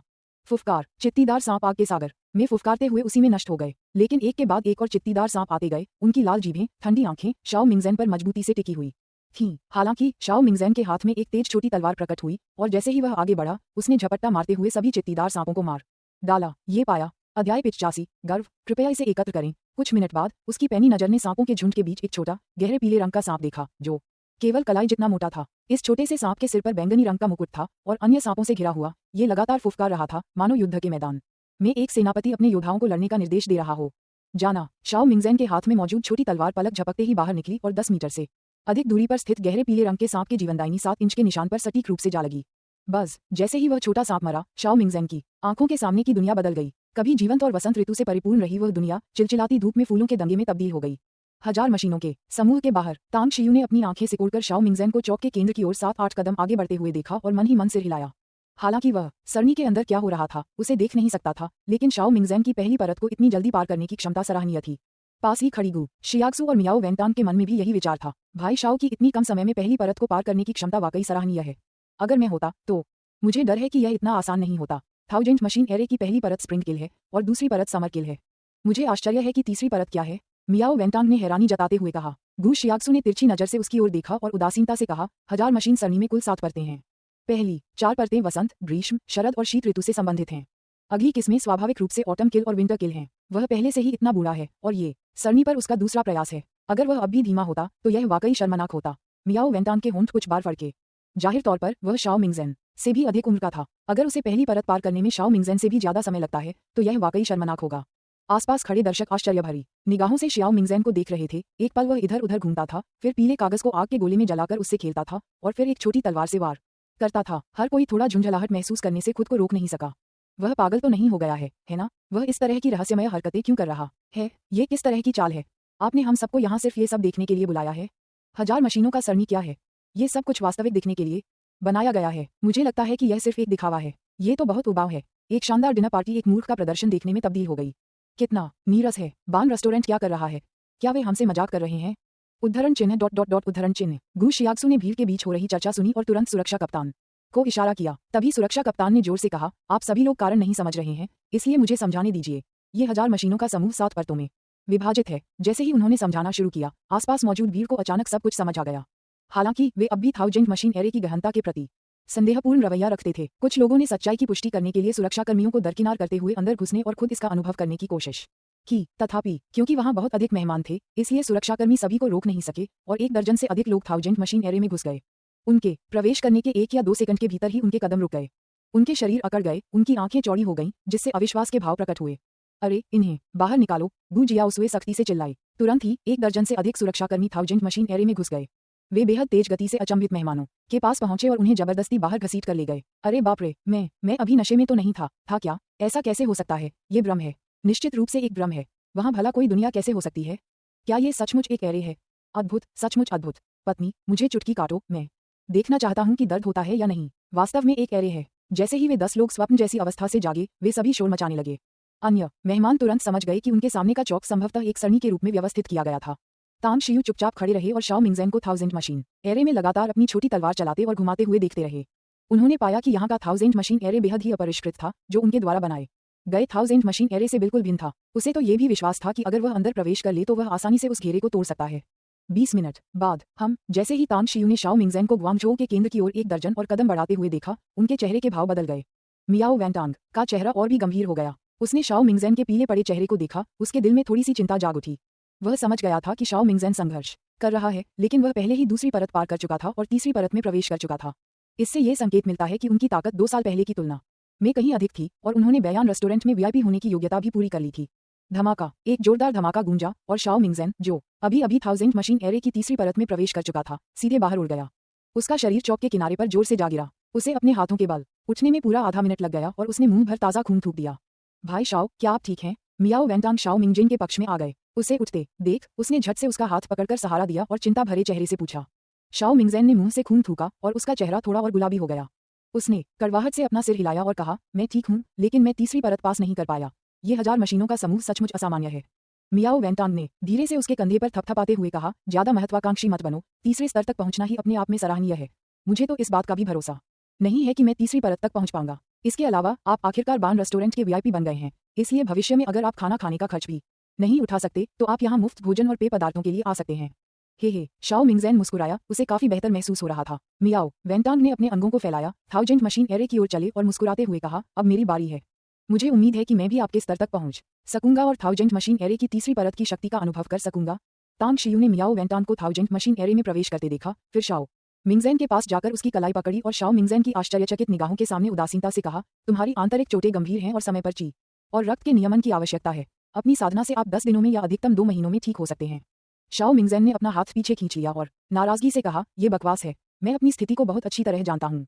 हम जैसे किसानों के लिए इस तरह की चोटें लगना आम बात है। तांग शियू ने उदासीनता से कहा, यह सामान्य है, लेकिन उपचार में समय बर्बाद करना उचित नहीं है। मैं आपके लिए उपचार का नुस्खा बता सकता हूँ। यदि आप मेरे बताए अनुसार दवा लेते हैं तो आपकी आंतरिक चोटें अधिकतम 3 दिनों में पूरी तरह से ठीक हो जाएंगी। हालांकि चूंकि आप काफी धनी हैं, इसलिए मैं शुल्क लूंगा। शाओ मिंगज़ेन स्तब्ध रह गया। उसने एक बार फिर तांग शियू की ओर देखा और अनिश्चितता से पूछा, क्या आपको वाकई पूरा भरोसा है कि मैं 3 दिनों के भीतर पूरी तरह से ठीक हो जाऊंगा? हाँ, तांग शियू ने दृढ़ता से कहा। शाओ मिंगज़ेन ने गहरी आवाज में कहा, ठीक है, अपनी कीमत बताओ। 1 मिलियन, तांग शियू ने शांत भाव से कहा। शाओ मिंगज़ेन ने हैरानी से कहा, 10 लाख? एक प्रिस्क्रिप्शन के लिए 10 लाख? इससे अच्छा तो यही होगा कि तुम किसी को लूट लो। तांग शियू ने उदासीनता से कहा, आप इसे खरीदें या न खरीदें, यह आपकी मर्जी है। अगर आपने मुझे इस 1000 मशीनों वाले एरे को चुनौती न देने की सलाह इतने गंभीर लहजे में न दी होती तो 10 लाख मशीनों वाले एरे को चुनौती न देने की बात तो दूर, अगर आप मुझे 100 मिलियन भी दे देते तो भी मैं आपसे बात करने की जहमत ही नहीं उठाता। आप शाओ मिंगज़ेन क्रोधित हो गया, लेकिन आखिरकार वह एक प्रतिष्ठित व्यक्ति था, इसलिए उसने गहरी सांस ली, अपने दिल में दबे गुस्से को दबाया और गंभीर स्वर में कहा, मैं इसे खरीदने के लिए सहमत हूँ। हालांकि इसके लिए आपको पहले मुझे प्रिस्क्रिप्शन देना होगा। दवा लेने के बाद अगर इसका असर वाकई वैसा ही हुआ जैसा आपने कहा है तो मैं आपको इसकी दुगुनी मात्रा दूंगा। यह एक सौदा है। तांग शियू ने सिर हिलाया और उसकी निगाहें 1000 मशीन एरे में मौजूद मियाओ वैंटांग की ओर मुड़ गईं। गु जियाओसुए की नाजुक भौहें सिकुड़ गईं। तांग शियू और शाओ मिंगज़ेन की बातचीत सुनने के बाद उसकी निगाहें तांग शियू पर ही टिकी रहीं। काफी देर की चुप्पी के बाद वह तांग शियू के करीब झुकी और धीमी आवाज में पूछा, क्या आप चिकित्सा के बारे में जानते हैं? थोड़ा, तांग शियू ने लापरवाही से कहा। गु शियाक्सु ने तुरंत पूछा, क्या आप ड्रीम डेमन ऑफ टाइम नामक बीमारी के बारे में जानते हैं? समय का स्वप्न दानव? तांग शियू का चेहरा जम गया और उसने अविश्वास से गु शियाक्सु की ओर देखते हुए कहा, तुम्हें समय के स्वप्न दानव के बारे में कैसे पता चला? ये यिन दानव झू वुशों की महान कला में सबसे कपटी हत्या का दांव है। आप? गु शियाक्सु ने भौहें चढ़ाकर कहा, मुझे आपकी बात समझ नहीं आ रही है, लेकिन मैं जानना चाहता हूँ, क्या आप इस बीमारी का इलाज कर सकते हैं? नहीं, तांग शियू ने सिर हिलाते हुए कहा। वह वास्तव में इसका इलाज नहीं कर सका, इसलिए नहीं कि उसे इलाज का तरीका नहीं पता था, बल्कि इसलिए कि वह इसका इलाज कर ही नहीं सकता था। यिन दानव झू वुशों अमर लोक के शिखर पर एक सर्वोच्च शक्ति का स्रोत था। उसकी साधना लगभग अतीत में उसकी अपनी साधना के बराबर थी और झू वुशों की सबसे दुर्जेय तकनीक ड्रीम डेमन ऑफ टाइम थी। इस जानलेवा हमले से पीड़ित लोग, भले ही वे चमत्कारिक रूप से बच जाएं, संभवतः स्वप्नलोक में राक्षसी अवस्था में चले जाएंगे। यदि वे कभी कभार होश में भी आ जाते थे तो भी संभवतः वे पूरी तरह से ठीक नहीं हो पाते थे। इसका इलाज करने के लिए 2 अत्यंत दुर्लभ रत्नों की आवश्यकता थी, टाइम क्रिस्टल और demonic Buddha soul returning grass. दानव लोक के मध्य में, जो कि अत्यंत यिन का स्थान है, दानव बुद्ध आत्मा वापसी घास उगती थी। दानव लोक के कुछ सर्वोच्च प्राणियों को छोड़कर, जो मुश्किल से दानव लोक के हृदय में स्थित उस दुर्गम स्थान तक पहुंच सकते थे, किसी और के लिए वहां प्रवेश करना बहुत मुश्किल था। अकेले उस स्थान से अत्यंत प्रयास करके दानव बुद्ध आत्मा वापसी घास प्राप्त करना तो और भी कठिन था। टाइम क्रिस्टल, ऐसी अफवाह थी कि यह अमर और देवलोक के बीच की स्थानिक दरारों में मौजूद है, लेकिन देवताओं के अलावा किसी भी अमर प्राणी ने वहां जाने का साहस नहीं किया, क्योंकि जरा सी भी लापरवाही के कारण किसी की आत्मा उन स्थानिक दरारों में बिखर सकती है, जिससे शाश्वत नरक की सजा हो सकती है। और समय के स्वप्न दानव को ठीक करने के लिए पवित्र औषधि बनाने के लिए ये 2 मुख्य सामग्रियां, समय क्रिस्टल और राक्षसी बुद्ध आत्मा वापसी घास, आवश्यक थीं। अन्यथा इसे कोई हल नहीं कर सकता था। यहाँ तक कि जू वुशों के पास भी इसे पूर्ववत करने का कोई तरीका नहीं था। गु शियाक्सू ने निराशा से तांग शियू की ओर देखा, एक बार फिर अपना वही उदासीन रवैया प्रदर्शित किया और 1000 मशीन सरणी में मियाओ वेंटांग की ओर देखा। आधे घंटे से भी अधिक समय बाद मियाओ वेंटांग ने सफलतापूर्वक तीसरे स्तर में प्रवेश कर लिया। हालांकि उसे शाओ मिंगजेन से थोड़ा अधिक समय लगा, लेकिन वह तीसरे स्तर ऑटम किल में शाओ मिंगजेन से अधिक समय तक टिका रहा। खांसी मियाओ वेंटांग ने खून के कुछ घूंट खांसकर बाहर निकाले। उसका चेहरा कागज की तरह पीला पड़ गया था और वह संघर्ष करते हुए थाउजेंड मशीन एरे से बाहर निकलने की कोशिश कर रहा था। भाई मियाओ, क्या आप ठीक हैं? शाओ मिंगजेन ने चिंता व्यक्त करते हुए उनका समर्थन किया। मियाओ वेंटांग ने अपना सिर हिलाया, जबरदस्ती मुस्कुराते हुए कहा, मेरी जान खतरे में नहीं है, लेकिन मेरी चोटें गंभीर हैं। पूरी तरह से ठीक होने में कम से कम 2 या 3 महीने का समय लगेगा। अध्याय 86। चौंकाने वाला। शाओ मिंगजेन ने तांग शियू की ओर देखा, एक पल के लिए हिचकिचाया, फिर तांग शियू के शब्दों को मियाओ वेंटांग को बताया और अंत में कहा, मैंने उससे पहले ही वादा कर दिया है कि अगर उसका नुस्खा सचमुच काम करता है तो मैं उसे इनाम के तौर पर 2 मिलियन दूंगा। मियाओ वेंटांग ने उपहास करते हुए कहा, ये कैसा मजाक है? अगर सचमुच इस दुनिया में ऐसी कोई चमत्कारी दवा होती तो नुस्खे के लिए 2 मिलियन तो छोड़ ही दीजिए, मैं 20 मिलियन देने को तैयार होता। तांग शियू ने उदासीनता से कहा, आप भी कोशिश कर सकते हैं। अगर परिणाम वैसा ही हुआ जैसा मैंने कहा है तो मुझे उम्मीद है कि आप अपने वादे से पीछे नहीं हटेंगे। मैं आपके द्वारा 20 मिलियन देने का इंतजार करूंगा। हम्फ, तुम डरपोक बदमाश, मियाओ वेंटांग ने ठंडे स्वर में कहा। तांग शियू ने उसे ठंडी निगाहों से देखा, फिर मुड़कर 1000 मशीन एरे की ओर चल दिया। मियाओ वेंटांग चिल्लाई, तांग शियू, क्या तुम हो? मैं तुम्हें सलाह देती हूँ कि तुम हार मान लो। हालांकि मुझे तुम्हारी ताकत का पता नहीं है, लेकिन तुम्हारी उम्र में 1000 मशीन एरे में प्रवेश करने की कोशिश करना मुसीबत मोल लेना है। यहाँ बहुत सारे लोग हैं, खुद को मूर्ख मत बनाओ। भाई मियाओ। शाओ मिंगजेन ने झट से मियाओ वेंटांग का हाथ पकड़ा और फुसफुसाते हुए कहा, हालांकि वह तांग शियू को नीचा समझता था और उसे बहुत घमंडी मानता था, लेकिन उनकी हैसियत को देखते हुए एक नौजवान के लिए कुछ अशोभनीय काम करना उचित नहीं था। गु शियाक्सू के होंठ हल्के से मुड़े। उसने तांग शियू की पीठ को आधी मुस्कान के साथ देखा और अपने दिल में एक खामोश बेबसी महसूस की। उसने तांग शियू की आभा को महसूस किया था और हालांकि वह मजबूत थी, लेकिन अपनी साधना के स्तर के कारण वह स्वाभाविक रूप से उसकी ताकत और कमजोरियों को भांप सकती थी। इसलिए उसे यकीन था कि शाओ मिंगजेन और मियाओ वेंटांग की तुलना में भी तांग शियू में बहुत बड़ा अंतर था। अगर वे दोनों मुश्किल से तीसरे स्तर तक पहुंच पाए तो तांग शियू शायद दूसरे स्तर में भी प्रवेश नहीं कर पाएगा। भीड़ में जिया रुइडियन और उनके 3 शिष्यों ने तांग शियू को देख लिया था। हालांकि उन्हें यह उम्मीद नहीं थी कि तांग शियू भी 1000 मशीन एरे में प्रवेश करना चाहेंगे, इसलिए वे और उनके 3 शिष्य उनसे मिलने बाहर नहीं आए थे। जिया रुइडियन एक अनुभवी चालाक व्यक्ति थे और स्वाभाविक रूप से ये देखना चाहते थे कि तांग शियू क्या कर सकते हैं। हालांकि जब उसने शाओ मिंगजेन और मियाओ वेंटांग को 1000 मशीन एरे से निकलते हुए देखा तो उसके मन में एक अशुभ आशंका पैदा हो गई, क्योंकि कल उसे अपने प्रतिद्वंदी के साथ दांव लगाना था और दांव से पहले सबसे बड़ी चिंता मानसिक और शारीरिक थकावट को लेकर होती है। अगर तांग शियू घायल हो गया तो क्या होगा? कल के दांव का क्या होगा? उसे रोकना ही होगा। जिया रुइडियन भीड़ से बाहर निकलते हुए तेजी से कदमों से तांग शियू की ओर दौड़ा और जोर से चिल्लाया, भाई तांग, अभी अंदर मत जाओ, मुझे कुछ कहना है। तांग शियू के कदम अचानक रुक गए। उसने तेजी से आती जिया रुइडियन को हैरानी भरे भाव से देखा और पूछा, तुम क्या कहना चाहती हो? जिया रुइडियन ने कड़वी मुस्कान के साथ कहा, भाई तांग, हमें कल चेन काय के लोगों के खिलाफ दांव खेलना ही होगा। अगर इस 1000 मशीन एरे में आपको कुछ भी हुआ तो कल क्या आपको मुझ पर विश्वास नहीं है? तांग शियू का चेहरा भावहीन हो गया और उसने गहरी आवाज में कहा। जिया रुइडियन ने कड़वी मुस्कान के साथ कहा, ऐसा नहीं है कि मुझे आप पर विश्वास नहीं है, बल्कि पेशेवर जुआरियों के लिए सबसे बड़ा वर्जित नियम प्रतियोगिता से पहले मानसिक और शारीरिक थकावट से बचना है। केवल पूर्ण ऊर्जा की स्थिति में ही कोई अजेय हो सकता है और हर शर्त जीत सकता है। तांग शियू ने उदासीनता से कहा, आप सब हर दिन काफी आराम करते हैं, तो मैंने आपको जीतते हुए क्यों नहीं देखा? हम्फ, मैंने अपना मन बना लिया है और कुछ मत कहो। उनके बोलने के बाद वह मुड़ा और 1000 मशीनों के समूह में प्रवेश कर गया। उसके बगल में मियाओ वेंटांग जोर से हंस पड़ा, भाई शाओ, क्या आपने देखा? तांग शियू का साथी भी उस पर विश्वास नहीं कर रहा है। क्या आपको लगता है कि उसमें 1000 मशीन सरणी में प्रवेश करने की क्षमता है? बस इंतजार कीजिए, अभी हम खूब हंसेंगे। शाओ मिंगजेन ने कड़वी मुस्कान दी और मन ही मन आह भरी। स्पष्ट रूप से वह भी मियाओ वेंटांग की बातों से सहमत था। 1000 मशीनों की सरणी के अंदर तांग शियू के कदम रखते ही बदलते हुए नजारे को देखकर उसे जरा भी हैरानी नहीं हुई। चारों ओर नजर घुमाते ही उसकी निगाह एक विशालकाय प्राचीन वृक्ष पर टिक गई। जैसे ही उसके पैर जमीन पर पड़े, उसका शरीर धनुष से छूटे तीर की तरह तेजी से आगे बढ़ा। पलक झपकते ही वह अपनी मंजिल तक पहुंच गया। पफ, उसके हाथ में एक धारदार 3-धारी सैन्य चाकू प्रकट हुआ, जिसकी नोक सीधे प्राचीन वृक्ष के तने में धंस गई। उसी क्षण एक छोटा गहरे पीले रंग का सांप उसके 7 इंच के निशान में घुस गया। बस दुनिया का नजारा बदल गया और एक गर्मियां आ गईं। सैकड़ों फूल खिल रहे थे और सैकड़ों पक्षी चहचहा रहे थे। तांग शियू ने अपने आसपास का जायजा लिया और उसकी नजर दूर एक छोटे से रास्ते पर टिकी। उस रास्ते के बीचों बीच जमीन में एक पत्थर की शिला गड़ी हुई थी। बिना जरा भी हिचकिचाए वह पूरी तेजी से उसकी ओर दौड़ पड़ा। समय अब उसकी साधना पर्याप्त नहीं थी और जब तक उसमें इसका सामना करने की अपार शक्ति नहीं आ जाती तब तक वह केवल समय के साथ एक अवसर की प्रतीक्षा कर सकता था। पलक झपकते ही वह पत्थर की शिला की ओर दौड़ा, मुट्ठी भींची और पूरी ताकत से शिला पर प्रहार किया। धमाका, पत्थर की शिला टूट गई और उसके आसपास दिखाई देने वाले शेर और बाघ पल भर में गायब हो गए। आसपास के वातावरण में भी नए बदलाव आ गए। 1000 मशीनों के समूह के बाहर सबकी निगाहें तांग शियू पर टिकी थीं। वे उसे अजीब भावों से देख रहे थे, उनकी आंखों में अविश्वास झलक रहा था। उन्हें अच्छी तरह याद था कि शाओ मिंगजेन और मियाओ वेंटांग को चौक के केंद्र की ओर 20 कदम चलने में ही आधा घंटा लग गया था। वह कैसे संभव है? मियाओ वेंटान के मुंह से हैरानी भरी आह निकली। उसका चेहरा अविश्वास से भरा हुआ था और उसकी आंखें मानो अपनी जगह से बाहर निकल आई थीं। और भी ज्यादा नाटकीय ढंग से, ये साबित करने के लिए कि वह गलत नहीं था, उसने अपना हाथ उठाया, अपनी आंखों को जोर से मला और फिर चौक में तांग शियू की ओर दोबारा देखा। यह कोई भ्रम नहीं है। ही, उसने ये कैसे किया? इस समय शाओ मिंगज़ेन का दिल भी जोर से धड़क रहा था, सदमे से भरा हुआ। उसके होंठ कुछ बार हिले और उसने कड़वाहट से कहा, 10 सेकंड। उसने दूसरे स्तर को पार करके तीसरे स्तर में प्रवेश करने में केवल 10 सेकंड का समय लिया।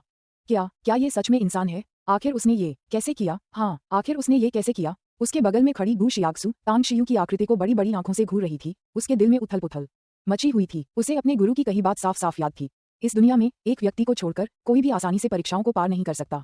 यहाँ तक कि दूसरी दुनिया के सबसे शक्तिशाली महाविशेषज्ञ भी ऐसा नहीं कर सकते। यहाँ तक कि मास्टर भी बड़ी मुश्किल से इस स्तर तक पहुंच पाए थे। है ना? वो कौन है? वो 1000 मशीनों की सरणी के रहस्यों को एक नज़र में कैसे समझ लेता है?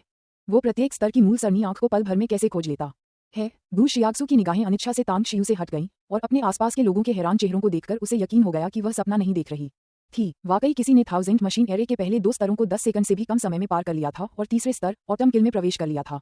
तांग शियू को बाहर मौजूद लोगों के सदमे का एहसास नहीं था। उसकी आंखों के सामने शरद ऋतु के बगीचे का मनमोहक दृश्य प्रकट हो चुका था। यह एक फलों का बगीचा था जिसमें सुनहरे और गहरे लाल रंग के फलों से लदे पेड़ थे। फलों की हल्की सुगंध से मुंह में पानी आ रहा था। जंगली हंसों का एक झुंड बगीचे के ऊपर से उड़ रहा था। केवल उनकी चहचहाहट की गूंज सुनाई दे रही थी। इस सरलीकृत संस्करण का प्रभाव वास्तव में बहुत खराब है। इस बार तांग शियू ने जल्दबाजी नहीं की, बल्कि एक ही दिशा में देखती रही और चुपचाप इंतजार करती रही। इस सरणी में घुसपैठ करने पर मृत्यु हो जाएगी। बाग के भीतर से एक जोरदार गर्जना सुनाई दी। जंजीरों में जकड़ा हुआ और क्रूर चेहरे वाला एक हट्टा कट्टा आदमी तेजी से बाग के अंदर से बाहर निकला। उसके हाथ में धारदार गदा थी जिसके नुकीले कांटे ठंडी रोशनी से चमक रहे थे। तांग शियू नीचे बैठ गया, लापरवाही से जमीन से एक छोटा सा कंकड़ उठाया और हल्की सी मुस्कान के साथ बोला, इस सरणी को बनाने में मुझे काफी मेहनत लगी थी, लेकिन मैंने हर स्तर पर एक गुप्त मार्ग छोड़ा है। मानो या न मानो, मैं सिर्फ एक छोटे से कंकड़ से तुम्हें हरा सकता हूँ।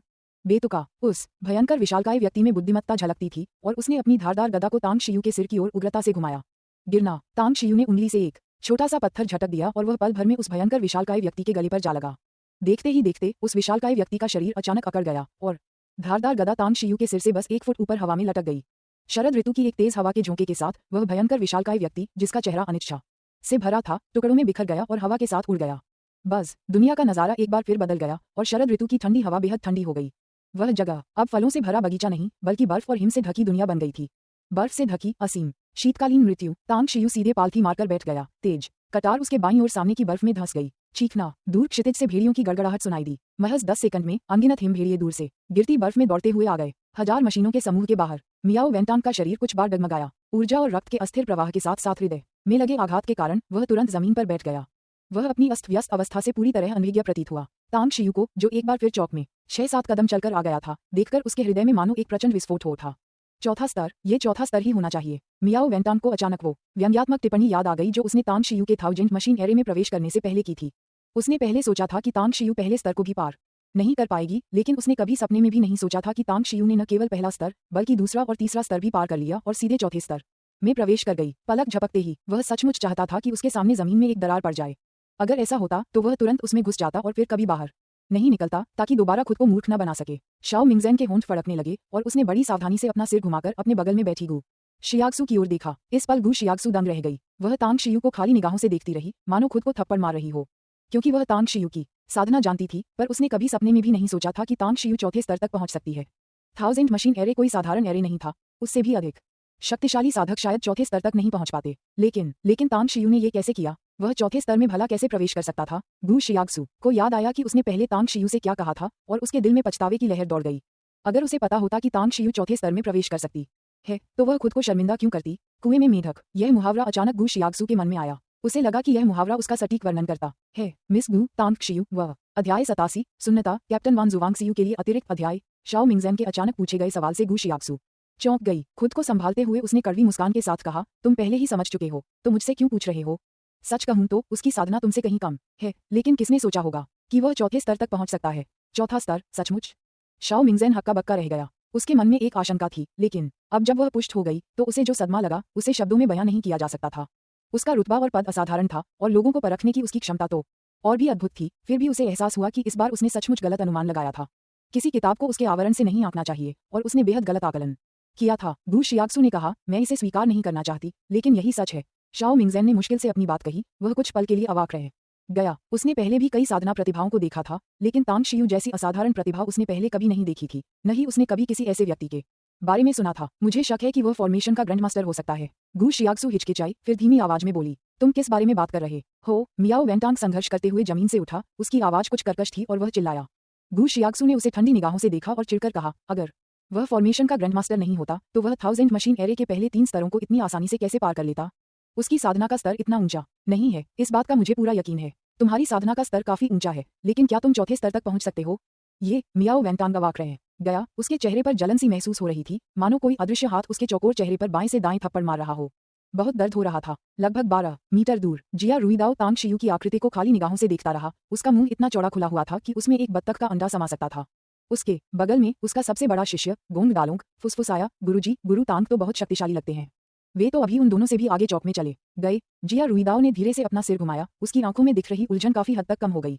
उसने कड़वाहट से कहा, अब मैं यही बिल्कुल नहीं चाहता कि वह और भी ऊंचे स्तर पार करे। वह जितना ऊंचा स्तर पार करेगा, चोट लगने की संभावना उतनी ही बढ़ जाएगी और उसकी चोटें उतनी ही गंभीर हो सकती हैं।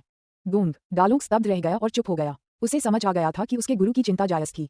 अगर तांग शियू गंभीर रूप से घायल हो जाता और इसका असर कल के दांव पर पड़ता तो गुरु और शिष्य दोनों का ही सचमुच अंत हो जाता। 1000 मशीनों की सरनी के अंदर तांग शियू ने पास आते हिम भेड़ियों को देखा। उसकी आंखों में मुस्कान और चौड़ी हो गई। अगर कोई और होता तो हिम भेड़ियों की इतनी बड़ी संख्या को अपनी ओर आते देखकर जरूर भयभीत हो जाता, लेकिन वह अलग था। उसने ही इस 1000 मशीनों की सरनी का निर्माण किया था और वह इसे तोड़ने का तरीका भली भांति जानता था। चीख चीख भेड़ियों की दहाड़ें एक ही गर्जना में विलीन हो गईं, जो आकाश में गूंज उठी। लेकिन अजीब बात यह थी कि चारों दिशाओं से भेड़ियों के झुंड तांग शियू से लगभग 12 मीटर की दूरी पर रुक गए। उनकी हरी आंखें ठंडी रोशनी से चमक रही थीं और उनकी निगाहें तांग शियू पर नहीं बल्कि उसके बाईं ओर रखे 3 धार वाले सैन्य चाकू पर टिकी थीं। संरचनाएं, प्रमुख तत्व, गठन, पैटर्न और गठन नेत्र हैं। तांग शियू को फॉर्मेशन आई का पता था और फॉर्मेशन पैटर्न की नक्काशी के बारे में उसे पूरी जानकारी थी। उसके सामने बाईं ओर गड़ी हुई 3-धारी तलवार फॉर्मेशन आई की स्थिति से बिल्कुल मेल खाती थी, जो फॉर्मेशन पैटर्न के मिलन बिंदु पर स्थित थी। जब तक ये 3-धारी तलवार बाहर नहीं निकाली जाती, आसपास के भेड़िए हमला नहीं कर पाएंगे। और चौथे स्तर विंटर किल का सबसे महत्वपूर्ण पहलू समय था। एक अगरबत्ती के बराबर समय। अगर कोई एक अगरबत्ती के बराबर समय तक टिक सकता है तो यह चौथा स्तर अपने आप टूट जाएगा। जल्द ही एक अगरबत्ती जलाने का समय बीत चुका है। बस जैसे जैसे आसपास का नजारा बदलता गया, बर्फ और हिम का संसार लुप्त होता चला गया और उसकी जगह एक संकरा कच्चा रास्ता आ गया। रास्ते के किनारे एक विशाल नदी बह रही थी। नदी का पानी उफान मारता हुआ लगातार गरज रहा था। भूसे से बनी चादर ओढ़े और मछली पकड़ने वाली छड़ी पकड़े एक बूढ़ा आदमी नदी के बीचों बीच एक छोटी सी नाव के अगले हिस्से पर अकेला बैठा चुपचाप मछली पकड़ रहा था। जब तांग शियू नदी के किनारे दिखाई दिया तो नाव बिना हवा के अपने आप चलने लगी और धीरे धीरे तांग शियू की ओर बढ़ने लगी। नाविक, तांग शियू ने शांत भाव से कहा। बुजुर्ग व्यक्ति ने हल्की सी मुस्कान के साथ कहा, स्वागत है। आपकी सेवा करना मेरे लिए सम्मान की बात है। तांग शियू छोटी नाव पर कूद गया और शांत भाव से बोला, नदी पार करो। ठीक है। बूढ़े व्यक्ति ने मुस्कुराते हुए सिर हिलाया। छोटी नाव धीरे धीरे नदी के मध्य की ओर बढ़ रही थी। तभी नाव के अगले हिस्से पर बैठा बूढ़ा व्यक्ति अचानक गायब हो गया। उसकी जगह तेज हवा का झोंका आया और नाव जोर से हिलने लगी। नाव के चारों ओर नदी के पानी में असंख्य तलवार मछली लगातार उछल रही थीं। उनका निशाना तांग शियू की ओर था। उसी समय आकाश से आग के गोले जैसे पक्षियों का एक झुंड नीचे आया। ये पक्षी लपटों से घिरे हुए थे, उनके नुकीले पंजे फैले हुए थे और वे तांग शियू की ओर झपटे। शियू, एयर माँ तुम्हें बहुत याद करती है। तांग शियू की आंखों के सामने का दृश्य धीरे से बदल गया और वह घर पर आ गया। उसकी माँ आंसुओं से भीगी हुई और बेहद खुश होकर उसकी ओर दौड़ी। हम्फ, तांग शियू ने ठंडी सी सांस छोड़ी और जैसे ही उसकी आभा अचानक तीव्र हुई, आसपास का सारा दृश्य पल भर में बिखर गया। उसने ऐसे भ्रम अनगिनत बार अनुभव किए थे। अगर पहले की बात होती तो वह शायद लंबे समय तक उस भ्रम में ही रहता, भले ही उसे पता होता कि यह उसका असली घर या उसकी असली माँ नहीं है। फिर भी वह उसके साथ कुछ पल की गर्माहट का आनंद लेता। लेकिन अब वह अमर लोक से लौट आया था और अपनी माँ को देखना उसके लिए सहज था, इसलिए उसे अब ऐसे भ्रमों की कोई आवश्यकता नहीं थी और न ही उसे जरा सा भी बोझ महसूस होता। मेरे लिए मरो। 3 धार वाला सेना का चाकू बार बार घूम रहा था और तांग शियू का शरीर तेजी से हिल रहा था। उसकी साधना इस समय कमजोर थी और उसकी शक्ति केवल 3000 कैटी थी, जिससे इन तलवार मछली और अग्नि पक्षियों को मारना बहुत मुश्किल था। एक पल की लापरवाही भी गंभीर चोट या मृत्यु का कारण बन सकती थी। हालांकि उसे युद्ध का व्यापक अनुभव था, इसलिए ये दृश्य उसके लिए बच्चों का खेल था। इससे ज्यादा और क्या, इस स्तर की आवश्यकता सभी स्वॉर्डफिश और फायरी बर्ड्स को मारना नहीं थी, बल्कि तब तक टिके रहना था जब तक कि छोटी नाव विपरीत किनारे पर न पहुंच जाए, जो बहुत जल्दी हो जाएगा। 1000 मशीनों के समूह के बाहर गू शियाक्सू तांग शियू की अखाड़े में अविश्वसनीय रूप से तेज प्रगति देखकर सदमे से सुन्न हो गई थी। उसने पहले सोचा था कि तांग शियू का चौथा स्तर तक पहुंचना ही उसकी सीमा होगी। हालांकि तांग शियू की सफलता ने उसे एक बार फिर अचंभित कर दिया। गू शियाक्सू की शक्ति असाधारण थी। वह मात्र हाथ के इशारे से तांग शियू को पल भर में मार सकती थी। फिर भी उसने स्वयं स्वीकार किया कि वह कभी भी तांग शियू के स्तर तक नहीं पहुंच सकती। 10 वर्ष की आयु में जब उसने पहली बार इस मंत्रोच्चारण का प्रयास किया था, तब से लेकर 10 वर्षों में उसने सैकड़ों, यहाँ तक कि हजारों बार प्रयास किए थे, लेकिन वह कभी भी 5वें स्तर तक नहीं पहुंच पाई थी। 5वें स्तर की दुनिया कैसी थी, उसने इसके बारे में सुना था, लेकिन उसने इसे कभी नहीं देखा था। यहाँ तक कि फॉर्मेशन के ग्रैंडमास्टर भी वह हासिल नहीं कर सकते जो उन्होंने किया है। क्या वे कर सकते हैं? गू शियाक्सू को पछतावा हुआ। उसे पहले तांग शियू को कम आंकने का पछतावा हुआ, क्योंकि तांग शियू की अद्भुत क्षमता ने उसकी सामान्य बुद्धि को चकनाचूर कर दिया था। इस पल मियाओ वेंटांग का चेहरा एकदम पीला पड़ गया था। उसने बगल में बैठे शाओ मिंगज़ेन पर एक नजर डाली और शर्मिंदगी से लगभग खुद को रोक नहीं पाया और शाओ मिंगज़ेन को खींचकर वहां से भागने को कहा। अपमान। अंततः उसे अपमान का कड़वा स्वाद चखना पड़ा, एक ऐसा स्वाद जो कॉकटेस से भी कहीं अधिक कड़वा था। आइडल। शाओ मिंगज़ेन की आंखें कुछ धुंधली सी थीं और वह खुद से कुछ बुदबुदा रहा था। हालांकि उसके शब्द एक तेज चाकू की तरह थे जो मियाओ वेंटांग के दिल में गहराई तक चुभ गए, जिससे उसे इतना दर्द हुआ कि वह लगभग रोने को मजबूर हो गया। आसपास मौजूद भीड़ की बात करें तो हालांकि कुछ लोग देर हो जाने के कारण चले गए थे, लेकिन अधिकांश लोग अभी भी इंतजार कर रहे थे। उन्हें ये तो नहीं पता था कि तांग शियू किस स्तर तक पहुंच गया था, लेकिन वे इस बात को लेकर पूरी तरह आश्वस्त थे कि तांग शियू ने जो स्तर हासिल किया था वह निश्चित रूप से शाओ मिंगज़ेन और मियाओ वेंटांग से कहीं अधिक ऊंचा और उन्नत था। असंभव। गू शियाक्सू के होंठों से आश्चर्य की एक आह निकल गई। तुरंत ही सभी ने देखा कि तांग शियू की आकृति एक बार फिर चौक के केंद्र की ओर 7 या 8 मीटर आगे बढ़ गई थी। शाओ मिंगज़ेन ने अपना सिर घुमाया, घबराई हुई गू शियाक्सू की ओर देखा और जल्दबाजी में पूछा, सुश्री गू, तांग शियू क्या वह फिर से सफल हो गया? हाँ, सदमे से सुन्न हो चुकी गू, शियाक्सू ने सिर हिलाकर कहा। शाओ मिंगज़ेन ने अचंभित होकर कहा, 5वां स्तर? उसने सचमुच 5वां स्तर पार कर लिया और 6ठे स्तर तक पहुंच गया। ये तो बहुत ही भयानक है ना? ये तो बहुत डरावना है। गू शियाक्सू की आंखों में एक अजीब सा भाव था जब उसने तांग शियू को देखा। उसके दिल में एक अवर्णनीय भावना उमड़ रही थी। तांग शियू से मिलने के बाद से अब तक की सारी घटनाओं को याद करते हुए उसे अचानक एहसास हुआ कि वह उसे कभी पूरी तरह से समझ नहीं पाई थी। मानो वह किसी दर्पण में फूल या पानी में चांद को देख रही हो। तांग शियू का पूरा व्यक्तित्व एक मायावी और अलौकिक आभा से घिरा हुआ प्रतीत हो रहा था। एक पल के बाद तांग शियू 1000 मशीनों के समूह से बाहर निकले। उनका चेहरा हल्का पीला पड़ गया था, लेकिन उनमें अस्त व्यस्तता का कोई संकेत नहीं था। उनके बाहर आते ही सैकड़ों निगाहें उन पर टिक गईं। तो क्या मैं 100 फीस्ट रेस्टोरेंट का वीआईपी बनने के योग्य हूँ? तांग शियू गू शियाक्सुए के सामने आई और शांत भाव से पूछा। गू शियाक्सु ने अचेतन रूप से सिर हिलाया, फिर अचानक होश में आकर उसने हड़बड़ी में पूछा, तांग शियू, तुम्हारी साधना का स्तर स्पष्ट रूप से बहुत कम है। तुम 6ठे स्तर में कैसे प्रवेश कर पाए? तुम्हें पता है, मेरे गुरु द्वारा दशकों पहले 1000 यंत्रों की सरणी स्थापित करने के बाद से हालांकि बहुत कम लोग इसे चुनौती देने आए हैं, लेकिन 2 सबसे शक्तिशाली लोग मुश्किल से 5वें स्तर तक ही पहुंच पाए हैं और कोई भी कभी 6ठे स्तर में प्रवेश नहीं कर पाया है। तुमने ये कैसे किया? तांग शियू ने उदासीनता से कहा। कोई टिप्पणी नहीं। आप। गू शियाक्सु को ऐसा लग रहा था जैसे कोई बिल्ली उसके दिल को नोच रही हो। उसे असहनीय खुजली हो रही थी, लेकिन तांग शियू के उदासीन रवैये को देखकर गुस्से के बावजूद वह बेबस थी।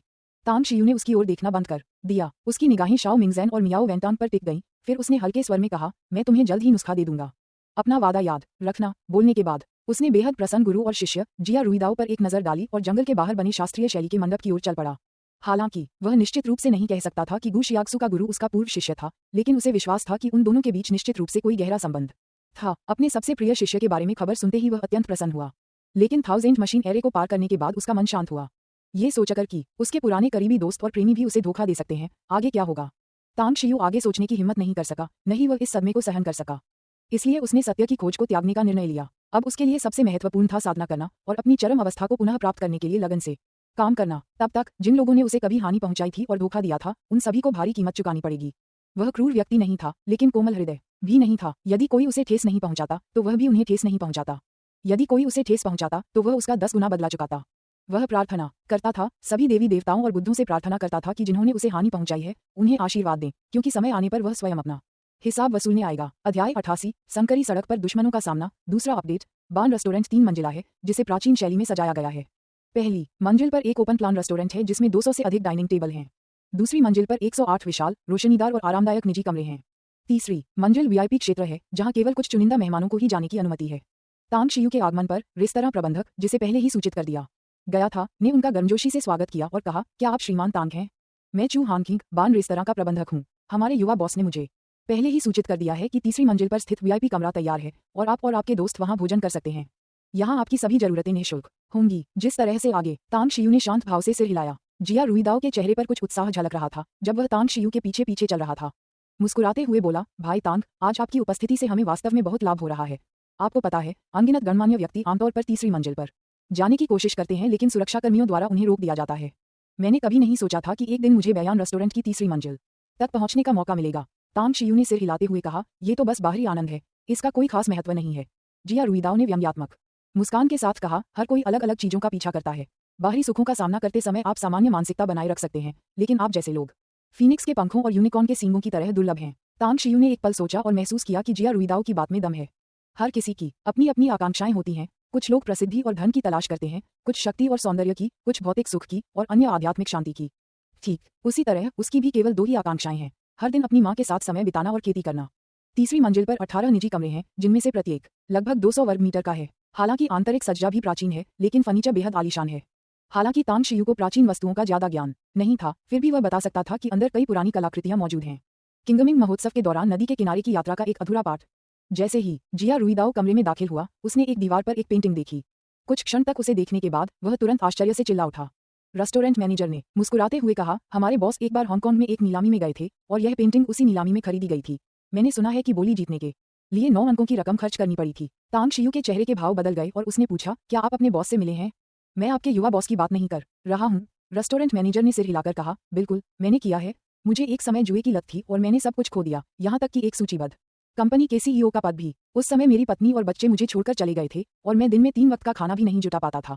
मैं घोर निराशा के दौर से गुजर रहा था। सौभाग्य से मेरी मुलाकात मालकिन से हुई। उन्होंने मेरे सारे कर्ज चुका दिए, मुझे कुंग फू सिखाया और मुझे इस बान रेस्टोरेंट में उनके लिए काम करने के लिए कहा। पलक झपकते ही ऐसा लगता है जैसे 20 साल से अधिक समय बीत गया हो।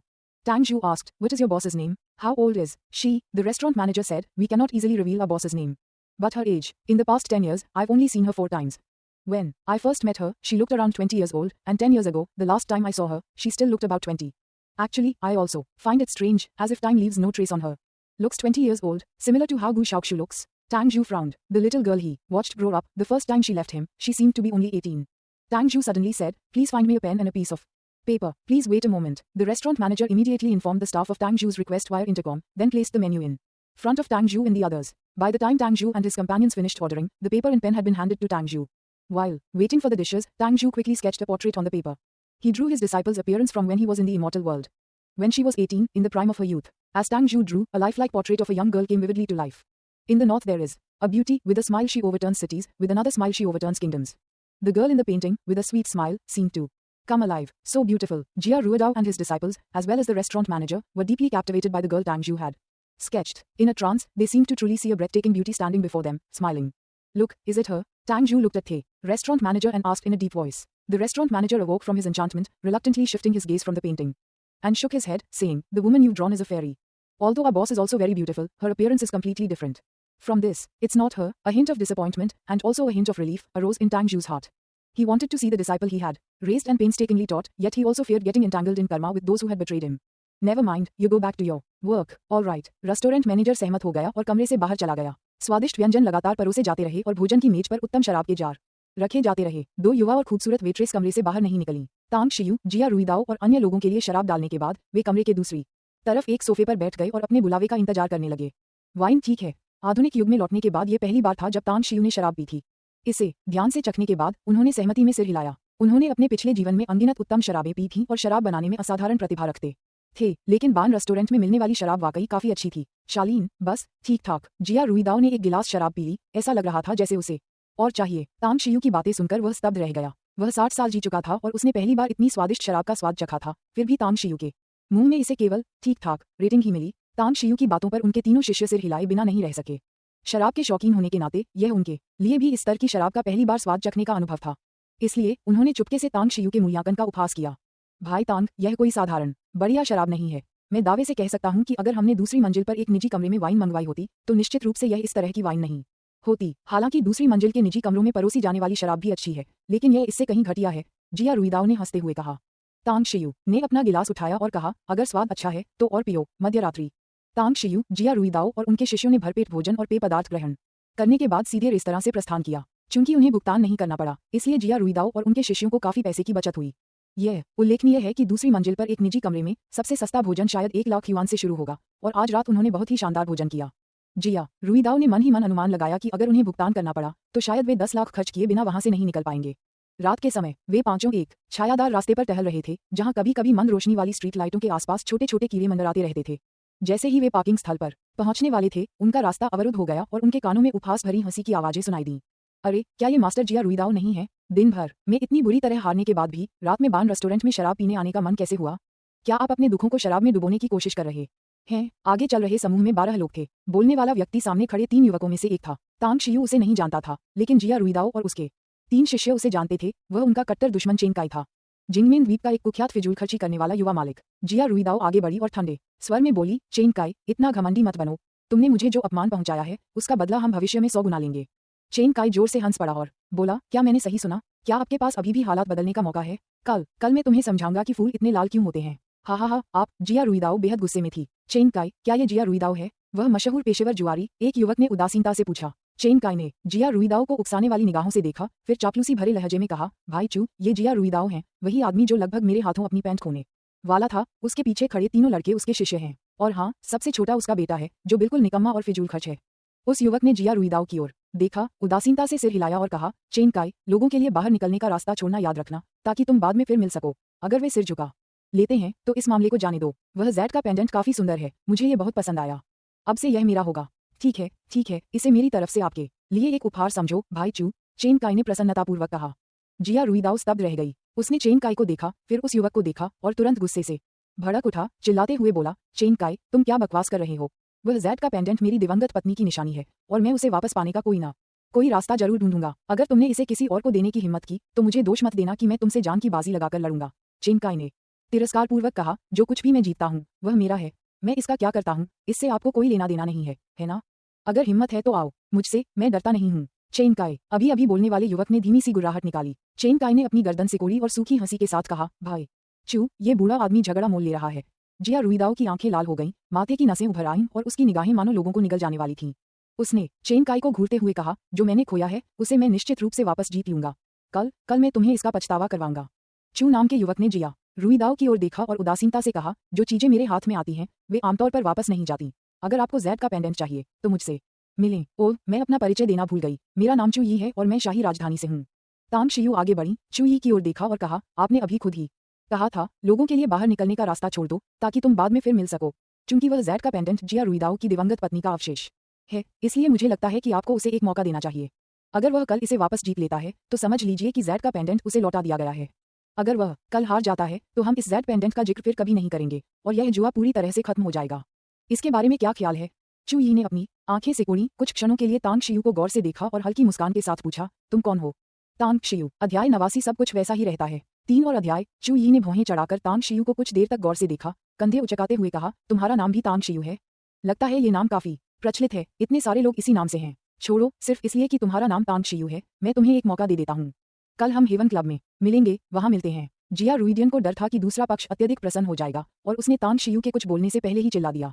चू यी ने बेपरवाही से गुनगुनाया और 100 फीस्ट रेस्टोरेंट की ओर चल पड़ी।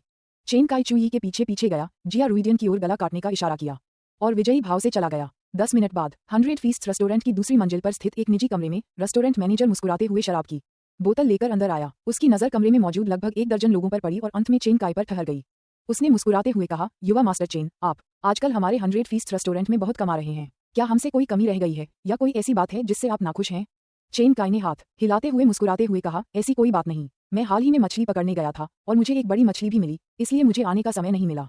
लेकिन अब शाही राजधानी से 2 विशिष्ट अतिथि आए हैं, इसलिए मैं उन्हें यहाँ ले आया हूँ। भाई चू, भाई, मैं आप दोनों का परिचय कराता हूँ। ये इस रेस्तरां के प्रबंधक हैं, ये रोजाना पूरे रेस्तरां का सारा काम संभालते हैं। चू यी और बाई ताओ ने एक दूसरे की ओर देखा। दोनों ही चतुर और अनुभवी व्यक्ति थे जो कई वर्षों से व्यापार जगत में थे और काफी परिपक्व हो चुके थे। वे तुरंत समझ गए कि चेन काई द्वारा व्यक्तिगत रूप से परिचय कराए गए किसी भी व्यक्ति का, चाहे वह सिर्फ एक रेस्तरां प्रबंधक ही क्यों न हो, संभवतः कोई असामान्य पृष्ठभूमि होगी। तुरंत ही दोनों ने रेस्टोरेंट मैनेजर को सिर हिलाकर सहमति दी। रेस्तरां प्रबंधक मुस्कुराया, स्वागत है सम्मानित अतिथिगण। आज इतनी सारी खुशनुमा घटनाएं होना कोई आश्चर्य की बात नहीं है, बस अफसोस की बात है आप बहुत देर से आए और आज रात का भव्य कार्यक्रम देखने से चूक गए। अगर आप इसे भविष्य में फिर से देखना चाहते हैं तो शायद आपको 1 या 2 साल इंतजार करना पड़ेगा। चेन काई ने उलझन में पूछा, कौन सा भव्य शो? रेस्तरां प्रबंधक ने कहा, युवा मास्टर चेन, आप यहाँ नियमित रूप से आते हैं, इसलिए आप हमारे 100 फीस्ट रेस्तरां के 1000 मशीन एरे के बारे में जानते ही होंगे, है ना? आज रात ही कुछ घंटे पहले 3 मास्टर्स ने 1000 मशीन एरे को चुनौती दी। उनमें से 2 ने सफलतापूर्वक तीसरे स्तर तक पहुंचकर हमारे विशिष्ट अतिथि बन गए। तीसरा। इस बिंदु पर उनके शब्द रुक गए। चेन काई अचानक आश्चर्य से खड़ा हो गया। क्या सच में कोई सफल हो गया? और वो भी एक साथ 2 लोग? कमाल है, सचमुच कमाल है। क्या वे दोनों विशिष्ट अतिथि चले गए हैं? मैं उनसे व्यक्तिगत रूप से मिलना चाहता हूँ। वे तो पहले ही जा चुके हैं, रेस्टोरेंट मैनेजर ने थोड़ी सी खेद के साथ कहा। चू यी ने कहा, चेन काई, उसने अभी बोलना समाप्त नहीं किया है। रेस्टोरेंट मैनेजर की आंखों में एक चमक आ गई और उसने कहा, 1000 मशीन एरे को चुनौती देने वाला दूसरा उस्ताद बहुत बूढ़ा नहीं था, लेकिन उसने लगातार 5 स्तर सफलतापूर्वक पार किए और केवल 6ठे स्तर पर ही पीछे हटा। आज तक वह हमारे 100 फीस्ट रेस्टोरेंट का 1000 मशीन एरे को चुनौती देने वाला सर्वोच्च श्रेणी का विशिष्ट अतिथि है। इस बार तो हमारे युवा मालिक भी घबरा गए। क्या युवा बॉस भी चुनौती स्थल पर गए थे? चेन काय अभी अभी बैठे ही थे कि उनकी पीठ कुर्सी को मुश्किल से छू रही थी, तभी वे ऐसे उछल पड़े जैसे उनकी पूंछ में आग लग गई हो। हाँ, रेस्टोरेंट मैनेजर ने कहा। चेन काय के चेहरे पर गहरी निराशा छा गई और उसने खेद से कहा, काश मुझे पहले पता होता तो मैं भाई चू और भाई बाई को पहले ही ले आता। कितना अफसोस, कितना बड़ा अफसोस। चू ही ने चेन काय को गुस्से से घूरा, फिर रेस्तरां प्रबंधक की ओर देखकर पूछा, आपने कहा था कि दूसरा पक्ष एक युवक था। उसका नाम क्या है? तांग शियू, रेस्टोरेंट मैनेजर ने मुस्कुराते हुए कहा। क्या कहा आपने? चू यी और बाई ताओ ने एक साथ हैरानी जताई। रेस्टोरेंट मैनेजर ने उलझन भरे भाव दिखाते हुए कहा, उनका नाम तांग शियू है। मैंने ही उनकी जानकारी दर्ज की थी। जाहिर है ये तो बस नाम और उम्र की बात है। चू यी ने अपनी आंखें बंद कर लीं, लेकिन कुछ ही सेकंड बाद उसने उन्हें फिर से खोल दिया। उसने अपना फोन उठाया और एक नंबर डायल किया। कौन है? आधी रात को किसी को उसके खूबसूरत सपने से जगाना बहुत ही अनुचित है। फोन के दूसरी तरफ से नींद से भरी आवाज में शिकायत सुनाई दी। चू यी ने कहा, युवा स्वामी लॉन्ग, मैं चू यी हूँ। अभी सोइए मत, मुझे आपसे कुछ पूछना है। यह क्या है? चू यी ने पूछा। तुम्हारा आदर्श, तुम्हारा मित्र तांग शियू, वह अब कहाँ है? तांग शियू? लगता है वो जिंगमिन द्वीप गया है। मेरे छोटे भाई ने मुझे आज रात खाने पर इसके बारे में बताया। क्यों? आप तांग शियू के बारे में क्यों पूछ रहे हैं? चू यी के चेहरे पर एक व्यंग्यात्मक मुस्कान आ गई। उसने स्तब्ध बाई ताओ को देखा और असहाय होकर कहा, अगर मैं गलत नहीं हूँ तो मैंने आज रात तांग शियू को देखा था और ऐसा लगता है कि हमारे बीच एक छोटा सा विवाद हुआ था। क्या हुआ? लॉन्ग जेंग्यू का मनोबल स्पष्ट रूप से बढ़ गया और उसने तुरंत पूछ लिया। चू यी ने पूरी कहानी शुरू से अंत तक समझाई और असहाय होकर कहा, युवा स्वामी लॉन्ग, आप विश्वास नहीं करेंगे। ऐसा लगता है कि आपके आदर्श ने जिंगमिन द्वीप पर फिर से कुछ अद्भुत कर दिखाया है। लॉन्ग जेंग्यू ने कहा, तो फिर वही होगा। तांग शियू वाकई जिया रुइडियन को जानता है। क्या तुम्हें याद है तांग शियू ने मेरे लिए कितना बड़ा काम किया था? उस समय जिया रुइडियन ही ताश के खेल में तांग शियू के खिलाफ जुआ खेल रहा था। मुझे उम्मीद नहीं थी कि वे अभी भी संपर्क में होंगे। चलो मैं तांग शियू को नमस्कार कर लेता हूँ। ये तो बस तुम दोनों के बीच की बात है, लेकिन तुम्हारा वो जेड का पेंडेंट? चू यी ने दृढ़ता से कहा, उसे दे दो। लॉन्ग जेंग्यू ने तुरंत कहा, नहीं। तांग शियू देखने में तो मिलनसार लगता है, लेकिन अंदर से वह बहुत ही अभिमानी है। अगर तुम उसे मुफ्त में दे दोगे तो उसे बुरा लग सकता है। साथ ही मैं तुम्हें सलाह देता हूँ कि जुए में कभी भी जानबूझकर उसके साथ नरमी मत बरतना। वह बहुत चालाक है और उसे पता चल ही जाता है। एक बार जब उसे पता चल जाएगा तो उसे लगेगा कि जीत ईमानदारी से नहीं मिली है और तुम्हारे मन में उसके लिए बुरा भाव पैदा हो जाएगा। ये चू यी को अचानक लगा कि अभी अभी हासिल किया गया जेड का झंझट उसके लिए मुसीबत बन गया है। चेन काय को गुस्से से घूरते हुए उसने बेबसी से कहा, ठीक है, मुझे पता है क्या करना है। ठीक है, अब मैं ठीक हूँ, मैं फोन काट रहा हूँ। चू यी ने फोन काट दिया, रेस्तरां प्रबंधक को जाने का आदेश दिया और बाई ताओ की ओर देखते हुए कहा, आज रात हमने जिस व्यक्ति को देखा वह निश्चित रूप से वही होगा।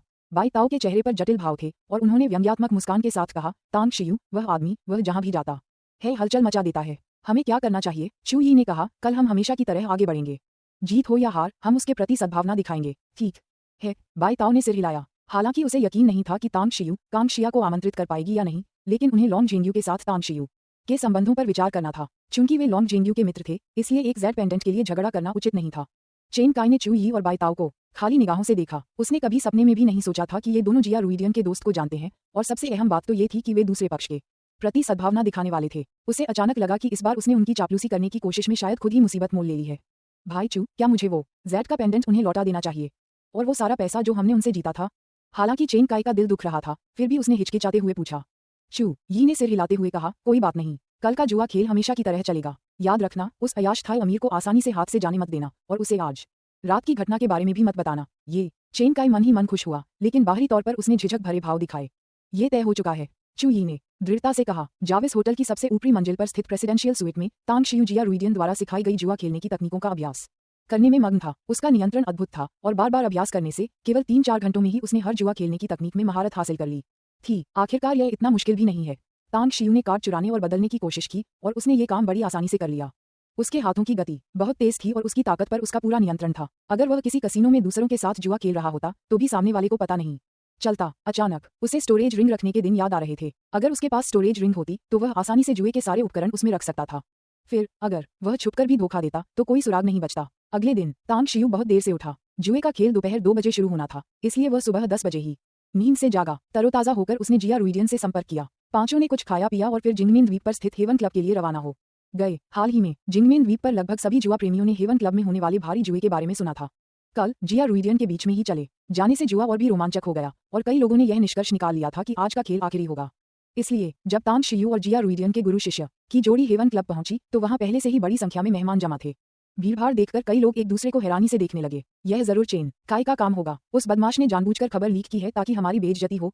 जिया येले का दिमाग इतना खुला नहीं था कि ये दृश्य देखते ही उसके मन में सबसे बुरा ख्याल आ गया। उसने दांत पीसते हुए कहा, चुप रहो। हालांकि जिया रुइडियन के मन में भी यही विचार था, लेकिन तांग शियू के साथ होने के कारण वह नहीं चाहता था कि तांग शियू ये सोचे कि वह और उसका बेटा संकीर्ण मानसिकता वाले लोग हैं जो दूसरों की पीठ पीछे बुराई करते हैं। तांग शियू के साथ संपर्क में रहने के कारण वह उसके स्वभाव और व्यक्तित्व को भली भांति समझता था। अगर वे गलत व्यवहार करते तो तांग शियू निराश हो जाता। आसपास मौजूद मेहमानों ने भी इस समय जिया रुइडियन और उनके शिष्यों को देखा। वे सभी रुक गए और जिया रुइडियन और उनके शिष्यों के बारे में इशारे करते हुए फुसफुसाने लगे। देखा, ये जिया रुइडियन है और उनके बगल में खड़े तीनों उनके शिष्य हैं।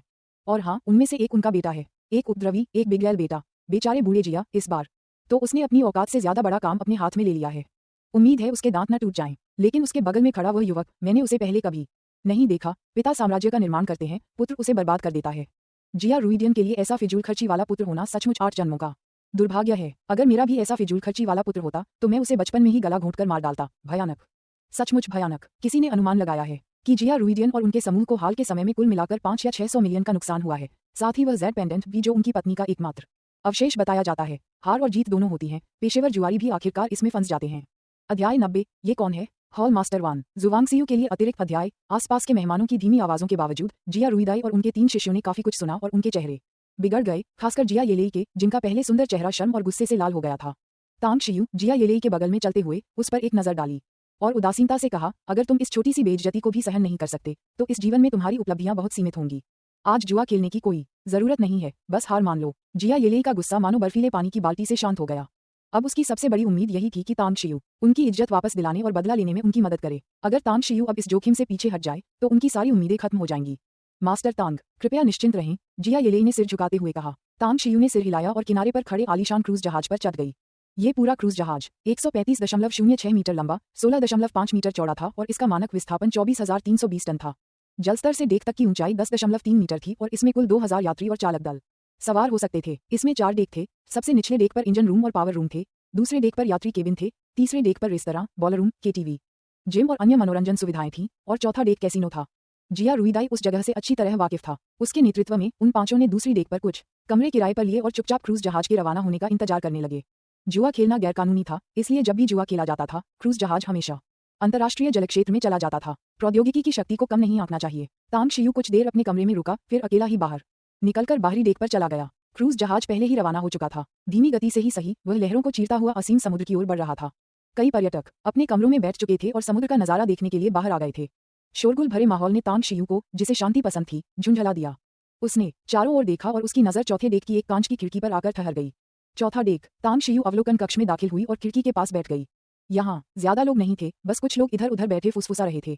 ओह, कुछ मिनट बाद आश्चर्य भरी आवाज में कई सफल व्यापारियों से घिरे एक अधेड़ उम्र के व्यक्ति ने तांग शियू से संपर्क किया। श्रीमान टैंग, नमस्कार। मियाओ वेंटांग ने तांग शियू को देखते ही तुरंत भाग जाना चाहा, क्योंकि तांग शियू का सामना करने से उसे पिछली रात की अपनी शर्मनाक हरकत याद आ गई। हालांकि उसे ये भी मानना पड़ा कि तांग शियू वाकई प्रभावशाली थी। रात भर आत्मचिंतन करने के बाद उसने निष्कर्ष निकाला कि उसने तांग शियू को गलत समझा था, गलत बातें कही थीं और गलत काम किए थे। इसलिए अपनी गलतियों को स्वीकार करने के बाद उसके मन में तांग शियू के लिए अनायास ही प्रशंसा का भाव उत्पन्न हो गया। यह आप है? तांग शियू ने भौहें चढ़ाईं, उसका चेहरा थोड़ा और ठंडा हो गया। मियाओ वेंटांग ने तांग शियू के रवैये को गौर से देखा और उनके मन में तुरंत थोड़ी असहजता पैदा हो गई। हालांकि वे इतने निर्मम थे कि तांग शियू से अपने रिश्ते को सुधारने और उन्हें बेहतर ढंग से जानने के लिए उन्होंने तुरंत कहा, श्रीमान तांग, मैं कल रात आधी रात तक सो नहीं पाया और आत्मचिंतन किया। इसलिए मैं कल के अपने व्यवहार के लिए क्षमा चाहता हूं और आशा करता हूं कि आप उदार होकर मुझे दोषी नहीं ठहराएंगे। तांग शियू बिना हिले डुले वहीं बैठे रहे और उदासीनता से बोले, अच्छा रवैया है। मियाओ वेंटांग ने तुरंत कहा, यह मेरी गलती है और स्वाभाविक रूप से मुझे इसे सुधारना होगा। श्रीमान तांग, कल की मेरी गलती की भरपाई के लिए मुझे उम्मीद है कि आप मुझे क्षमा कर देंगे। आज मैं आपको इस पैराडाइज क्लब में भोज का आयोजन कर रही हूं ताकि औपचारिक रूप से आपसे माफी मांग सकूं। कोई जरूरत नहीं है। तांग शियू ने सीधे तौर पर इनकार कर दिया। मियाओ वेंटांग के बगल में खड़े अधेड़ उम्र के सभी पुरुष विभिन्न उद्योगों के प्रतिष्ठित व्यवसायी थे। उनमें से कई लोगों के लिए उनका रुतबा बहुत ऊंचा था और दूसरों से सम्मान पाना उनके लिए स्वाभाविक था। हालांकि तांग शियू का रवैया उनकी सीमा को पार करता हुआ प्रतीत हुआ, क्योंकि मियाओ वेंटांग उनके सम्मानित अतिथि थे और तांग शियू द्वारा मियाओ वेंटांग को सीधे तौर पर अस्वीकार करने से उन्हें ऐसा लगा जैसे उनका भी अपमान हुआ हो। भाई मियाओ, ये कौन है? एक अधेड़ उम्र के व्यक्ति ने, जो तांग शियू की पृष्ठभूमि से अनभिज्ञ था, पूछा। मियाओ वेंटांग ने तांग शियू को शर्मिंदगी भरे भाव से देखा। बगल में बैठे अधेड़ उम्र के व्यक्ति के पूछने पर ही वह अपनी झिझक से बाहर निकल पाया। हालांकि अपने जीवन में अनगिनत लोगों से मिलने के कारण वह असाधारण रूप से चतुर था और तांग शियू के व्यवहार से समझ गया था कि उसे दखलंदाजी पसंद नहीं है। इसलिए उसने सीधे सीधे परिचय देते हुए कहा, ये श्रीमान तांग हैं। तुरंत ही मियाओ वेंटांग ने अपनी जेब से बिजनेस कार्ड होल्डर निकाला, एक कार्ड निकाला, उसे तांग शियू के सामने रखा और कहा, श्रीमान तांग, यह मेरा बिजनेस कार्ड है। जब भी आपके पास समय हो आप मुझे कॉल कर सकते हैं। फिलहाल मैं आपको इस भोज के लिए धन्यवाद देता हूँ। उनके बोलने के बाद उसने तांग शियू से उसका बिजनेस कार्ड तक नहीं मांगा। उसने अपने बगल में बैठे लोगों को सिर हिलाकर अभिवादन किया और अवलोकन लाउंज के दूसरे हिस्से की ओर चल पड़ा। उसके इस कदम से आसपास के सभी बड़े कारोबारी एक दूसरे को हैरानी से देखने लगे। उनके मन में एक गहरा रहस्य उभर आया। कौन है ये? आखिर वह है कौन? मियाओ वेंटांग किंगजोऊ के मियाओ ग्रुप के प्रमुख थे और पूरे किंगजोऊ में एक प्रतिष्ठित और प्रभावशाली व्यक्ति थे। इसके अलावा यह अफवाह थी कि मियाओ वेंटांग मार्शल आर्ट का अभ्यास भी करते थे और बेहद कुशल थे और उनके द्वारा स्थापित सुरक्षा कंपनी देश भर में शीर्ष 10 कंपनियों में शुमार थी। आखिर इतना प्रभावशाली व्यक्ति एक नौजवान के प्रति इतना विनम्र कैसे हो सकता था? जिंगमिन द्वीप के कुछ चुनिंदा प्रभावशाली व्यवसायियों ने एक दूसरे की ओर देखा, फिर प्रत्येक ने अपना बिजनेस कार्ड निकाला और तांग शियू के सामने मेज पर रख दिया। इसके बाद उन्होंने सरल शब्दों में अपना परिचय दिया और मियाओ वेंटांग के पीछे चल दिए। ये लोग तो सचमुच उबाऊ हैं। तांग शियू ने मन ही मन कुछ बुदबुदाया, बिजनेस कार्ड उठाए और बिना देखे ही उन्हें अपनी जेब में रख लिया। वह सामाजिक मेलजोल में अच्छा नहीं था। अमरलोक में भी बीते समय की घटनाओं को याद करके तांग शियू का दिल बैठ गया। जिया रुईदाई के मामले की वजह से उसके कई दिन बर्बाद हो गए थे, इसलिए उसने फैसला किया कि आज चाहे जो भी नतीजा निकले, उसे इस मामले को पूरी तरह सुलझाना ही होगा और फिर साधना में सहायक औषधीय जड़ी बूटियों, खनिजों और अन्य दुर्लभ खजानों की खोज में जाना होगा। एक और अवलोकन खिड़की के सामने एक अधेड़ उम्र के व्यक्ति ने अपना सिर घुमाया, तांग शियू पर एक नजर डाली, फिर मियाओ वेंटांग की ओर देखा और धीमी आवाज में पूछा, भाई मियाओ, तांग उपनाम वाले उस युवक का क्या मामला है? उसने तो आपको इज्जत तक नहीं दी। बिल्कुल, वो लड़का कौन है? वो बहुत घमंडी और अभिमानी है ना? एक अन्य अधेड़ उम्र के व्यक्ति की आवाज में आक्रोश की झलक थी, हालांकि उसने अपनी आवाज को बहुत धीमी रखा। मियाओ वेंटांग ने व्यंग्यात्मक मुस्कान के साथ कहा, कल रात 100 बैंक्वेट्स रेस्टोरेंट में जो कुछ हुआ उसके बारे में तो आपने सुना ही होगा, है ना? शाओ मिंगजैन और मैंने 1000 मशीन एरे का तीसरा स्तर सफलतापूर्वक पार कर लिया और 100 बैंक्वेट्स रेस्टोरेंट के वीआईपी बन गए। और वो तो वो अद्भुत व्यक्ति है जिसने छठा स्तर पार किया। क्या वह कैसे संभव है? अरे बाप रे! जिंगमिन द्वीप के व्यापारिक अभिजात वर्ग ने तुरंत हैरानी भरे भाव दिखाए और अविश्वास से चीखने लगे। मियाओ वेंटांग ने व्यंग्यात्मक मुस्कान के साथ कहा, उस समय मेरी प्रतिक्रिया भी आपकी ही तरह थी। मुझे भी यह असंभव लगा था, लेकिन सच तो ये है कि मैंने इसे अपनी आंखों से देखा। भला ये गलत कैसे हो सकता है? मैंने उससे माफी इसलिए मांगी क्योंकि कल 1000 मशीन एरे को चुनौती देने से पहले मैंने उसका उपहास किया था और अंततः मुझे ही अपमानित होना पड़ा। एक अधेड़ उम्र के व्यक्ति ने फुसफुसाते हुए कहा, भाई मियाओ, वह बहुत छोटा है। ज्यादा से ज्यादा वह 20 साल का दिखता है। वह इतना शक्तिशाली कैसे हो सकता है? मियाओ वेंटांग ने कड़वी मुस्कान के साथ कहा, तुम मुझसे पूछ रहे हो तो मैं किससे पूछूं? संक्षेप में, हमें ऐसे असाधारण प्रतिभा और अथाह शक्ति वाले युवक को उकसाना नहीं चाहिए। इस दुनिया में दुश्मनों से ज्यादा दोस्त होना हमेशा बेहतर होता है। हाँ हाँ हाँ। कई लोगों ने बार बार सिर हिलाया, उनके चेहरे सहमति से भरे हुए थे। दोपहर 1:30 बजे तांग शियू चौथी मंजिल पर स्थित कैसीनो में पहुंची। कैसीनो लोगों से खचाखच भरा हुआ था और जुए की विभिन्न मेजों पर जुआरी अपनी किस्मत आजमाने के लिए जमा थे। पैराडाइज क्लब ने जुआ खेलने की जगह मुहैया कराई थी, लेकिन जुए में उसका कोई दखल नहीं था। हालांकि पैराडाइज क्लब प्रत्येक मेज पर दांव पर लगाई गई कुल राशि में से कुछ हिस्सा लेता था। भले ही यह सिर्फ 1% था, फिर भी वे इस कमीशन से हर दिन अच्छी खासी कमाई करते थे। मास्टर तांग, जुआ वीआईपी कक्ष में आयोजित किया जा रहा है। मेरे गुरुजी वीआईपी कक्ष में आपका इंतजार कर रहे हैं। गोंग डालो कैसीनो की लॉबी में इंतजार कर रहे थे और तांग शियू के आते ही उन्होंने उनका आदरपूर्वक अभिवादन किया। तांग शियू ने सिर हिलाते हुए कहा, लगता है जुआ शुरू होने में बस कुछ ही मिनट बचे हैं। मुझे वहां ले चलो, इस दौर के बाद मुझे और भी काम है। ठीक है, गोंग डालोंग ने आदरपूर्वक सहमति व्यक्त की। सैकड़ों वर्ग मीटर के वीआईपी कक्ष में जुए के विभिन्न उपकरण पहले से ही तैयार थे। जिया रुईदाई और उनके शिष्य, जो इस बड़े दांव वाले जुए में भाग ले रहे थे, और चेन काई और उनके उच्च वेतनभोगी पेशेवर जुआरी ये ताइफू के अलावा 100 से अधिक दर्शक भी मौजूद थे। इस वीआईपी कक्ष में प्रवेश पाने वाले सभी जुआरी असाधारण प्रतिष्ठा और पद के थे। कम से कम उन्हें प्रवेश के लिए संबंधित पक्षों में से किसी एक की स्वीकृति प्राप्त करनी पड़ती थी। भीड़ में न केवल मियाओ वेंटांग थे, बल्कि जिंगमिन द्वीप के वे सभी प्रभावशाली व्यवसायी भी शामिल थे। मियाओ वेंटांग तांग शियू को आते देख दंग रह गई, क्योंकि ऐसा लग रहा था कि वह इस बड़े जुए में शामिल पक्षों में से एक को जानती है। बाकी बचे कुछ लोगों ने भी एक दूसरे की ओर देखा। वीआईपी कक्ष में काफी लोग मौजूद थे, फिर भी व्यवस्था उत्कृष्ट थी। काले सूट पहने 20 से अधिक सुरक्षा गार्डों ने यह सुनिश्चित किया कि जुए के सत्र में कोई बाधा न आए। भाई तांग, आखिरकार आप आ ही गए। अब जुआ शुरू होने वाला है। तांग शियू का बेसब्री से इंतजार कर रही जिया रुईदाई जल्दी से उसके पास आई और बोली। तांग शियू ने कहा, मुझे इसकी जानकारी है। उसकी नजर जुए की मेज के उस पार बैठे चेन काई पर पड़ी, लेकिन उसने देखा कि चेन काई की आंखें कुछ छुप छुप कर देख रही थीं। इसके विपरीत चेन काई के बगल में बैठे गंजे अधेड़ उम्र के व्यक्ति का चेहरा भावहीन था। वह अपने हाथों को मल रहा था और अपनी किस्मत आजमाने के लिए उत्सुक दिख रहा था। तांग शियू कुछ कदम आगे बढ़ा और सबकी निगाहों के सामने उस अधेड़ उम्र के व्यक्ति को देखकर गहरी आवाज में पूछा, क्या आप ये ताइफू हैं? मकाओ के पेशेवर जुआरी, जिन्हें गोल्डन फिंगर के नाम से जाना जाता है। अधेड़ उम्र के उस व्यक्ति ने अपनी ठुड्डी ऊपर उठाई, तांग शियू को तिरस्कार भरी निगाहों से देखते हुए कहा, हाँ, मैं ही हूँ। तुम कौन हो? क्या जिया रुईदाई खेलने से इतना डरता है कि उसने तुम्हें मेरे खिलाफ जुआ खेलने के लिए भेजा है? तांग शियू ने एक कुर्सी खींची और ये ताइफू के सामने बैठते हुए उदासीनता से कहा, ठीक है, आज मैं तुम्हारे साथ खेलूंगी, लेकिन मैं जल्दी परेशान हो जाती हूँ और मुझे जटिल खेल पसंद नहीं है। क्यों न आज हम कुछ सरल खेलें? ये ताइफू ने पूछा, कितना आसान है? तांग शियू ने कहा, हम दोनों गोल्डन फ्लावर एक चीनी पोकर गेम खेलेंगे और देखेंगे कि किसके पास ज्यादा कार्ड हैं। कैसा रहेगा? सुनहरा फूल, किसके हाथ में ज्यादा ताकत है, इसकी तुलना कर रहे हैं। ये ताइफू ने उत्सुकता से तांग शियू को कुछ देर तक देखा, फिर हंसते हुए कहा, क्या तुम वाकई मुझसे इसकी तुलना करना चाहते हो? मैं तुम्हें पहले ही बता दूं, हम दांव को बहुत छोटा नहीं रख सकते। दांव 10 लाख? क्या तुम्हारी हिम्मत है? मैं ऐसा करने की हिम्मत क्यों न करूं? तांग शियू की आंखों में शीतलता झलक रही थी और उसने तुरंत जवाब दिया।